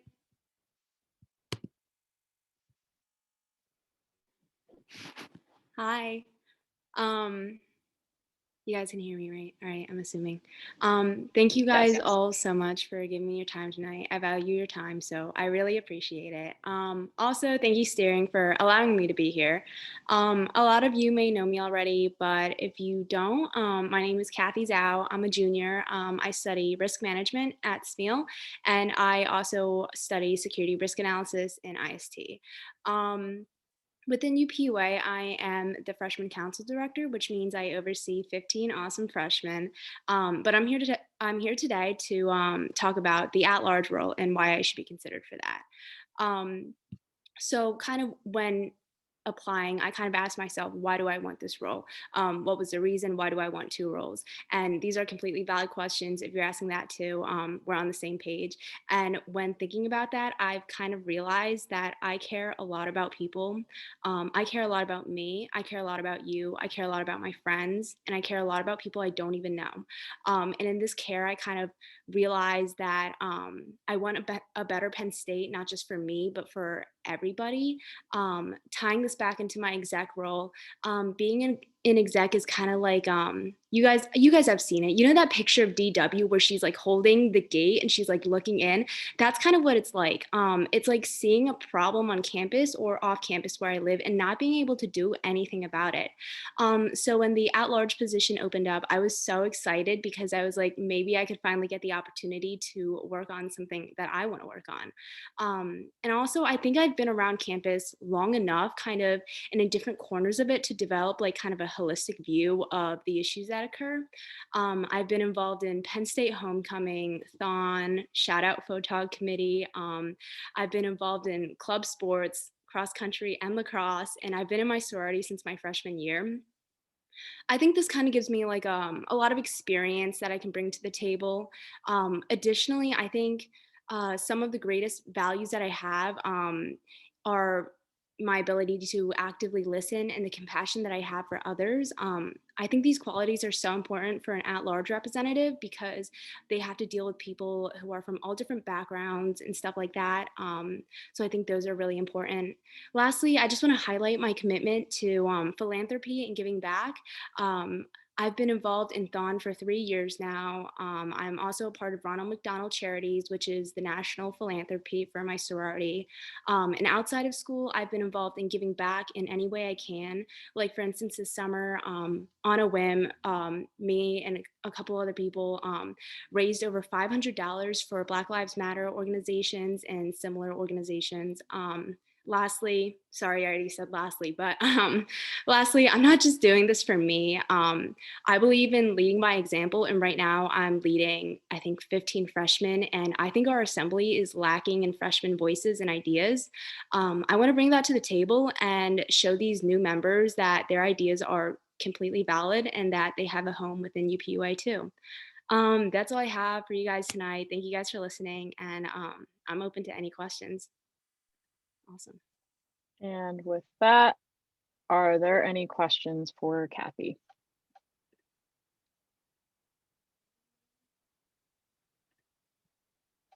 Representative Gibbard? Hi, Sydney Gibbard, College of Engineering. Hi, Kathy.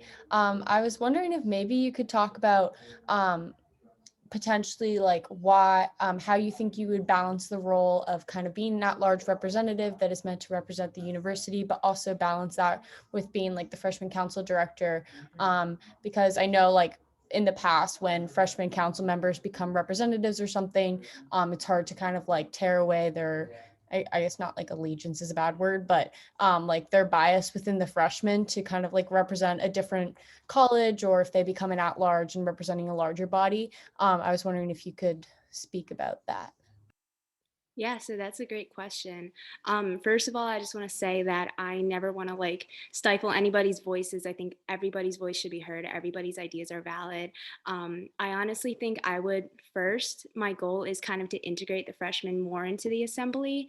I know when I first joined UPUA, I had no idea what I was doing, and I'm pretty sure all of you guys that have joined had that moment when they were like, I don't really know what I'm doing. Like, I'm really new to this. And I wish someone was there for me, because I spent like so many months just sitting there not doing anything. And my dad used to say, he was always like, be the person you needed when you were younger. So I think my goal, at least for right now, is to work on things with the freshmen, incorporate them, give them things to do, make sure that they feel valued, and then kind of see where they go from there.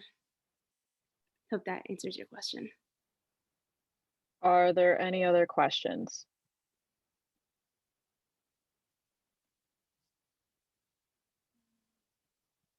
Chair Jordan? Sarah Jordan at large. Hi, Kathy. If you were, selected to be this role, what are some initiatives that you would want to work on, new initiatives that you would bring to the table? This is a great question too. I really want to work on the mental health roundtable that we're talking about next. I think this is so important because in COVID times, lots of people feel really lonely because we're really isolated from one another, and mental health is such an important topic that needs to be addressed. So I think that's something that I want to work on. Additionally, something that I talked about in my application and in my steering interview was kind of having like a drug awareness event, because in this, it's also connected to mental health, because in this period of isolation, lots of individuals will turn to substance abuse, which is a huge issue across all college campuses. So I want to do something about that, because I don't think sorry, I just choked. I don't think UPUA has addressed the issue of drug abuse enough. Are there any other questions?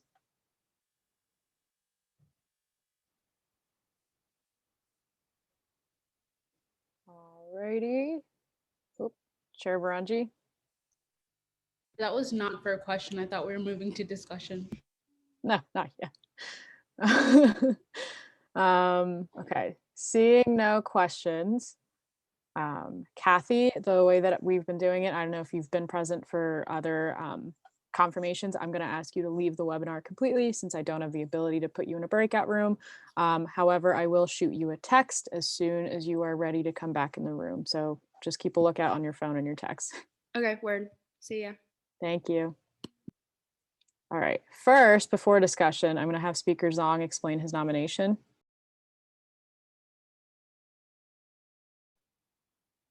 Let me just pause the recording here. So yeah, my name is Kelly Matazuski. I'm a junior in material science and engineering, and I am minoring in biomedical engineering and polymer science. Some of my extracurriculars and experience include that I'm involved in undergraduate research within the MATSU department. I'm also involved in the College of Earth and Mineral Sciences Student Council, and I serve as the vice president of a club for women in the College of EMS. Go College of EMS, just a little shout out. And I previously had been serving as the Director of Sustainable Materials and Products for the UPUA Department of Sustainability, and I've been serving in that role since early summer. So that role has given me a lot of great experience with meeting different people within the sustainability realm at Penn State. And some of these people include, I've met with a lot of people at the Sustainability Institute, OPP, I've worked with the Facilities Committee, and I've worked with the SSAC. So I'm very familiar with a lot of the sustainability organizations on campus, and I look forward to growing our relationship with them as we are still a very new department. And as well as being with the other sustainability organizations on campus, I really want to make sure that we also build a relationship with the General Assembly, because I think that there's a lot that we can do with collaboration between the student ideas from the representatives and the student advocacy portion that we can also help with doing the more in-depth research, and we can come together with that and really get a lot of great things done for sustainability at Penn State. And then I know that also the size of the department has been an issue. So I know that I'm going to be working with Zach to make sure that we can make it more manageable and transition some of our incredibly talented people within the department, so some of the directors and general coordinators, to go to other departments where they can also serve their role and do an amazing job, I'm sure. And this will make the department more manageable for me or future executive directors to be able to form a better relationship so that they can get more of that one-on-one mentoring time. And then I also think that it's really important for collaboration. That's one of the main things I want to bring into the department, is collaboration between directors, since a lot of them, all of the directors, well, our plan is to be with more environmental sustainability. So all the directors will have like common interest in mind with that, and we'll be able to have better collaboration during meetings, which I think will be a really great thing. And I know that we're going to work on this distribution of the departments in coming days and weeks, that going into the spring semester, we really have like a strong department going forward. And then just some fun facts to end on. I don't know, I'm from New Jersey, and I play and coach beach volleyball on the Jersey Shore. So it's really cool. Yeah, thank you so much for all your time. All right, and with that, we will move into questions. There will be 10 minutes, and we'll start with Chair Jordan. Hi, Kelly. Sarah Jordan at large. So my question for you is, can you talk about a past initiative that you worked on before, or like any time at Penn State, and how that's kind of impacted your Penn State career?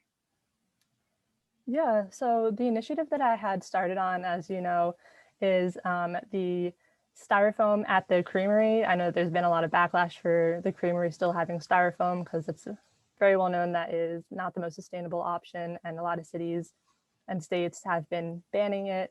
So I worked on getting together a report to send to the creamery so that they might make a decision to stop using the styrofoam and use a more environmentally friendly one, like we're trying to use the compostables.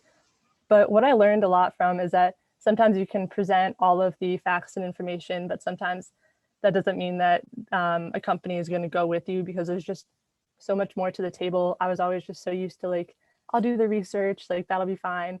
So I learned a lot from that experience, and I think I can bring a lot of the struggle, like bring a lot of what I learned from the struggles through that experience into this role as well. Representative Deshpande. Hi, City Deshpande at large. Hi, Kelly. My question for you is, what is the hardest part to you of leading a team or managing a team? And what do you usually do to address that? Yeah, so I think that, I mean, a lot of problems that we've been having recently is with communication. I think that allowing everyone to do the best that they can, I think that communication and also building an environment of support around everyone to make sure that everyone is able to do their best no matter what. And I really want to make sure that everyone does feel supported and that they don't feel lost within the department at all. So I think that people can work most effectively when they have support from those around them and that collaboration. So I think that effective communication, collaboration, and support are really what's going to drive this department forward. All right, and with that, are there any other questions?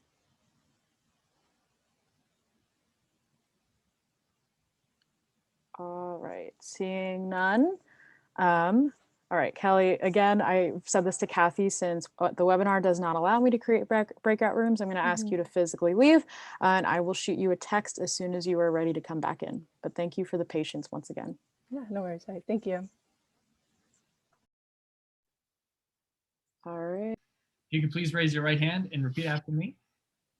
I promise to faithfully uphold the Constitution of the University Park Undergraduate Association. I promise to faithfully. I promise to faithfully uphold the university Constitution. Sorry. The University Park Undergraduate Association. It's so hard over Zoom.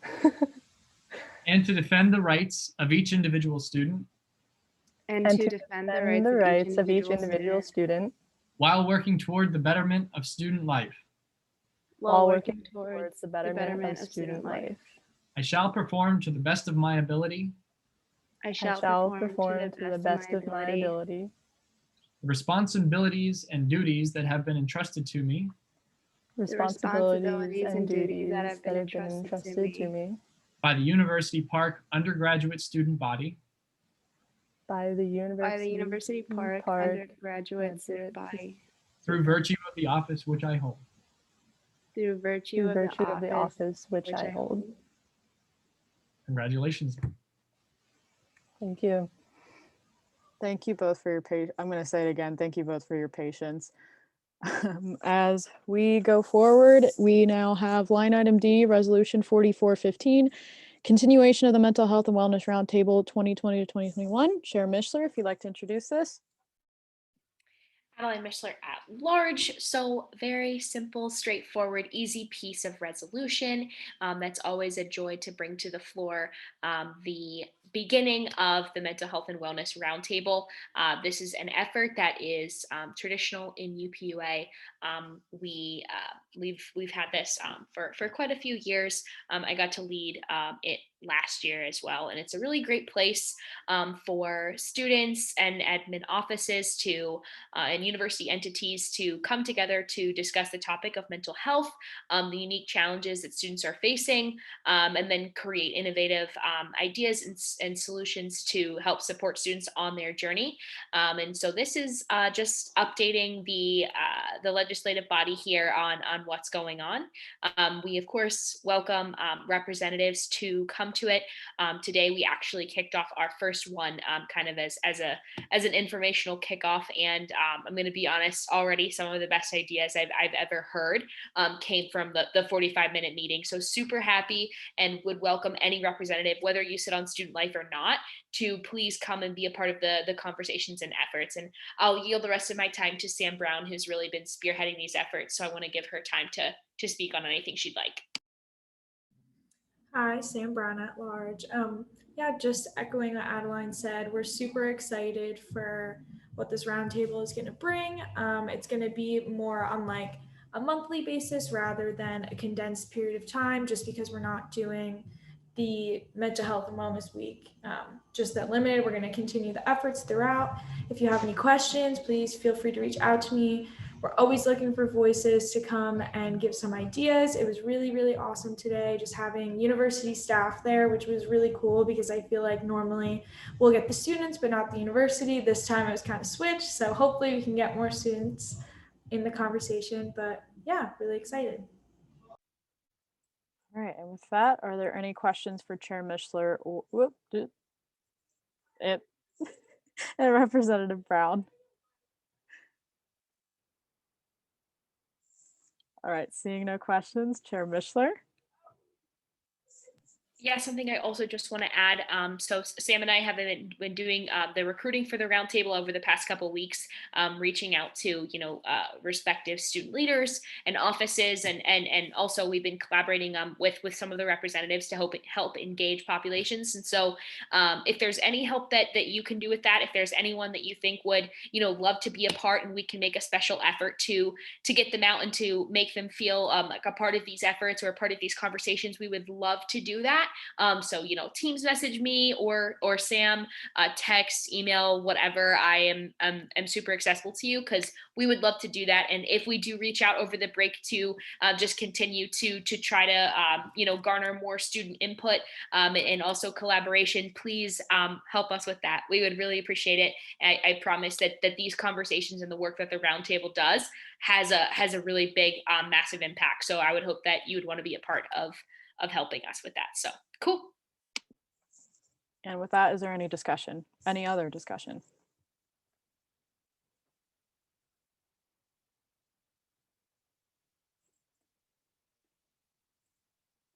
All right.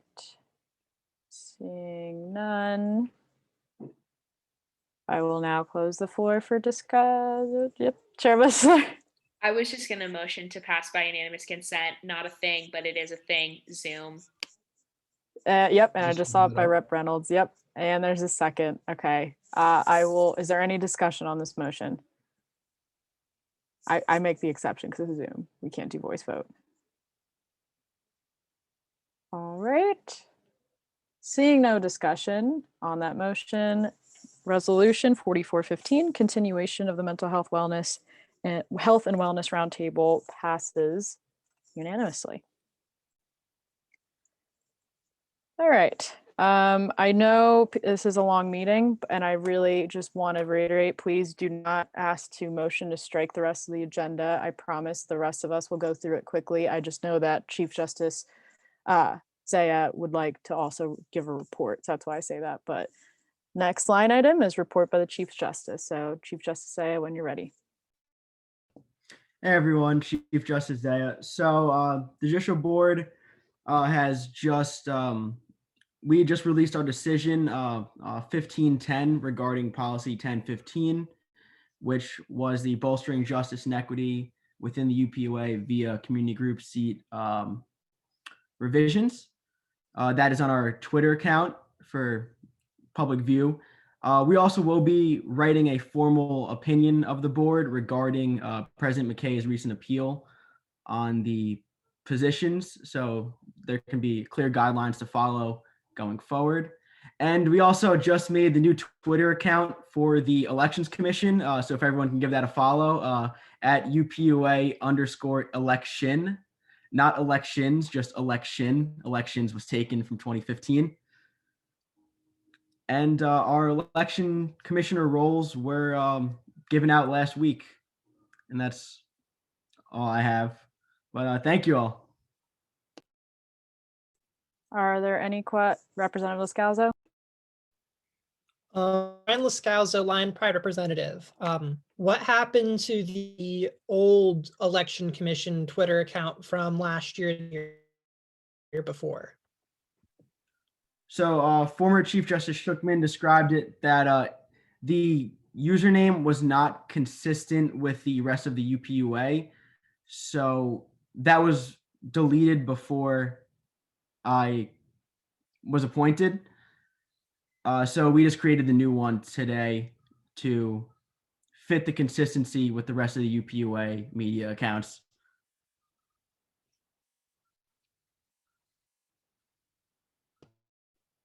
And also to clarify, because I just checked, yeah, the UPUA elections is from the last tweet was 2015. So yeah. Are there any questions for Chief Justice Zaya?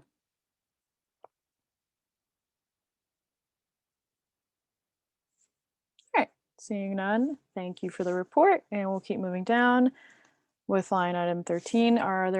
Is there anyone here with an executive report? If you do, please raise your hand.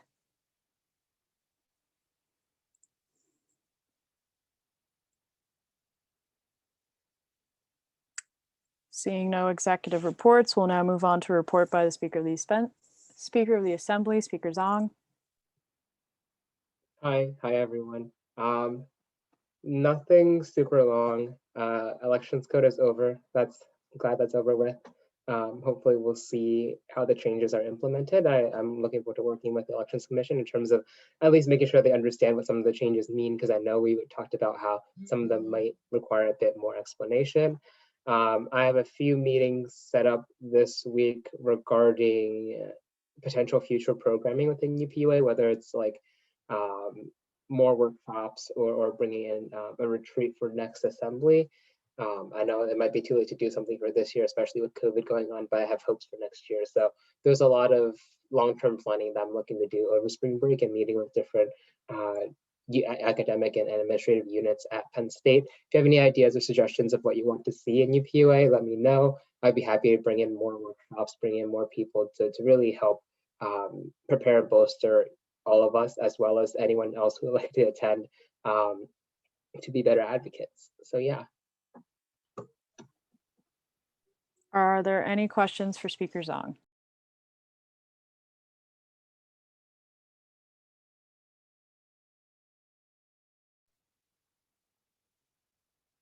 Seeing no questions, we'll now move on to comments of the committee, starting with Academic Affairs. Chair Barunji. Hi, everybody.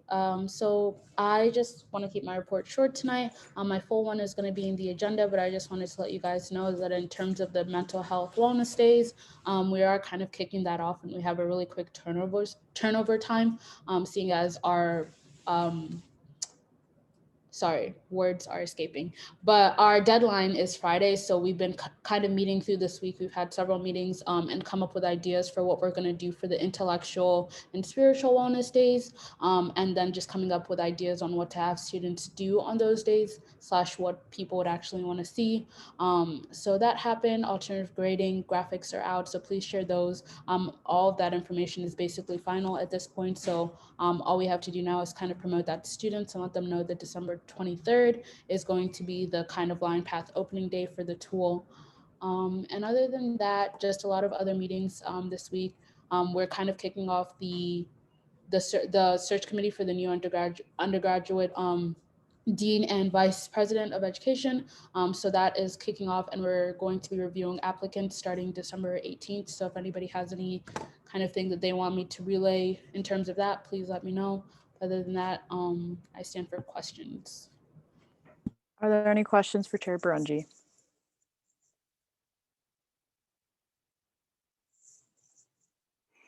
Seeing no questions for Chair Barunji, we'll move on to facilities with Chair Jordan. Hi everyone, I'm also gonna keep it short tonight. Just a few quick updates. I know I said this a few assemblies ago, but please fill out the bike-friendly campus survey. I'm gonna send it in the Teams right after this. It'll take you about 5 minutes. The Transportation Commission has asked us to send it out, and for anyone, all students at Penn State, to please fill it out. It will really help them and help us as well. This past week, I attended the Hub Advisory Board meeting. Really informative things happening. So look out for the next semester. The tent is coming back in March, weather permitting, so that's exciting for you guys to and all of us to do studying outside, as well as hopefully within phases, we'll be able to do more programming events throughout the hub, obviously very safely, but that should be coming hopefully within their phases of their opening. But other than that, one more big thing, I know that this has been a talk in the past, is a bookstore vending machine and moving that from the library to the hub. Jennifer Geyer is at a meeting on Monday, and she did mention that she's in the process of moving it from the bookstore or from the library to the bookstore. Just a little bit more complicated than she thought, but they're still working on it. It's still going to be there, so look for that in the spring semester. One more thing, since it's our last meeting, please, when time comes in January, to share the lift graphics for the return to campus, to do that. It was successful this past fall, so please share that with anyone, your group me's, group chats, organizations, because it's a great service for them. But other than that, have a great break. Good luck on your finals. Here if you guys need anything. Are there any questions for Chair Jordan?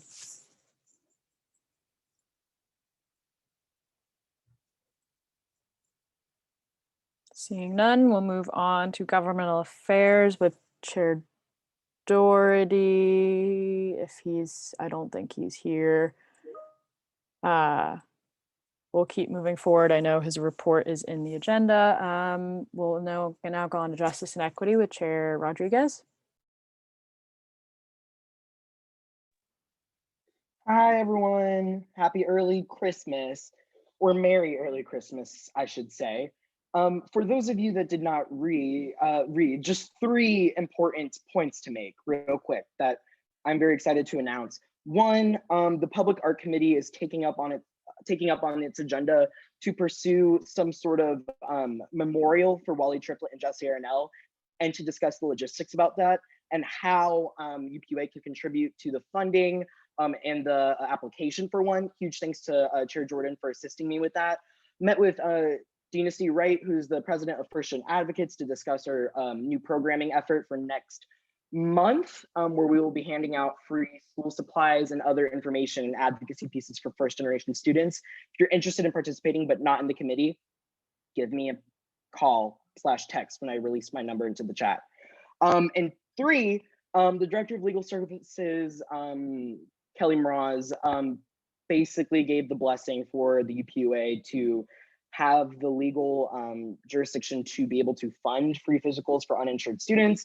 So after months of going through these hurdles that were quite honestly unnecessary, we now have the opportunity to do so. So if you want to be part of that mission, contact me as well. No committee this week. Sign up for a one-on-one with me. It will be fun.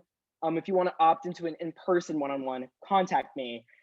I already had COVID, so I'm immune and I will protect you. All right, I still can't take. Are there any questions for Chair Rodriguez? And he put his number in the chat for anyone who can't see. Seeing none, we'll move on to student life with Chair Mishler. Hi, everyone. So big things. One, I'm also doing programming for the Spring Wellness Days and sitting on committee there specifically surrounding financial and occupational wellness. So any ideas or suggestions, and even if they're outside of the realm of what Patty and I have spoke on, please come to us because we'll be happy to bring those up in that space. To help implement those ideas into Spring Wellness Days.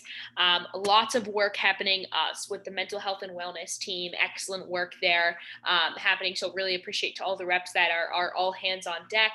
So look for information on that, and we're launching a pretty cool campaign come fall. So I'm looking forward to that as well. And then I guess the biggest thing is new reps or people in an executive capacity that want to get involved in student life.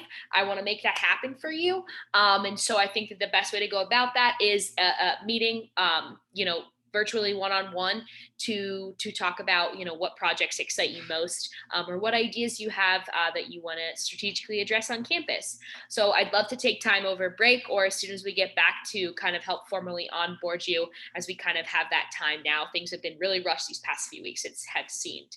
So also no committee tomorrow. I know I had initially planned for us to meet, but I think I can give you guys some time back into your week. I'll release some things over Teams that we can handle, and then we can meet on an individual basis if we need to address any of your certain needs. So take care of yourself in finals. And also, I'm a senior and I only have one semester left, and I want to take advantage of getting to know like all of you and making sure that I'm not wasting the opportunity to have meaningful relationship and connections with you people and have you in my world. So don't sleep on that. I'm not going to sleep on it either. We'll see you guys next semester. Best of luck with everything. Are there any questions for Chair Mishler?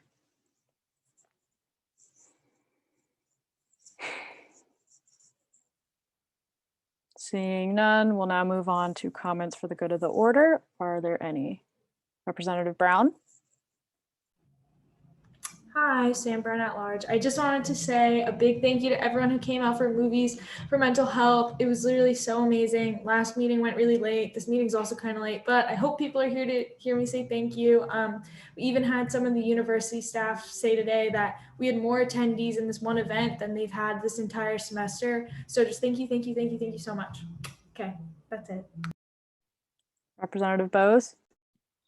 Hi, everybody. Just two kind of time-sensitive task force updates. So the first one, the mandatory bias training, we'll be meeting 2 times next week, and then I think 1 time the week following. And our proposal will be in during that following week, I guess the week of Christmas. So in between that time, if anybody does have any suggestions, so far no one's reached out to me. I've been working on reaching out to the different cultural caucuses now that our kind of proposal is a little bit more put together. But if anyone has anything specifically pertaining to the mandatory bias training, please reach out to me. It's kind of getting down to the crunch time on that. And then the alternative grading task force looking at spring semesters, alternative grading possibilities and other types of safety nets. We'll be meeting 2 to 3 times per week, starting last week and going all the way throughout break. So our deadline is before the first day of spring semester. So I'll be meeting and having a lot of different updates. I'm gonna just try and make them kind of quick summaries to put into teams, but if anyone has anything, please let me know. But have a great break. Everyone had a great, I hope you had a great semester, and congrats to making it through. Hope to see you back and refreshed in the spring. Are there any other comments for the good of the order?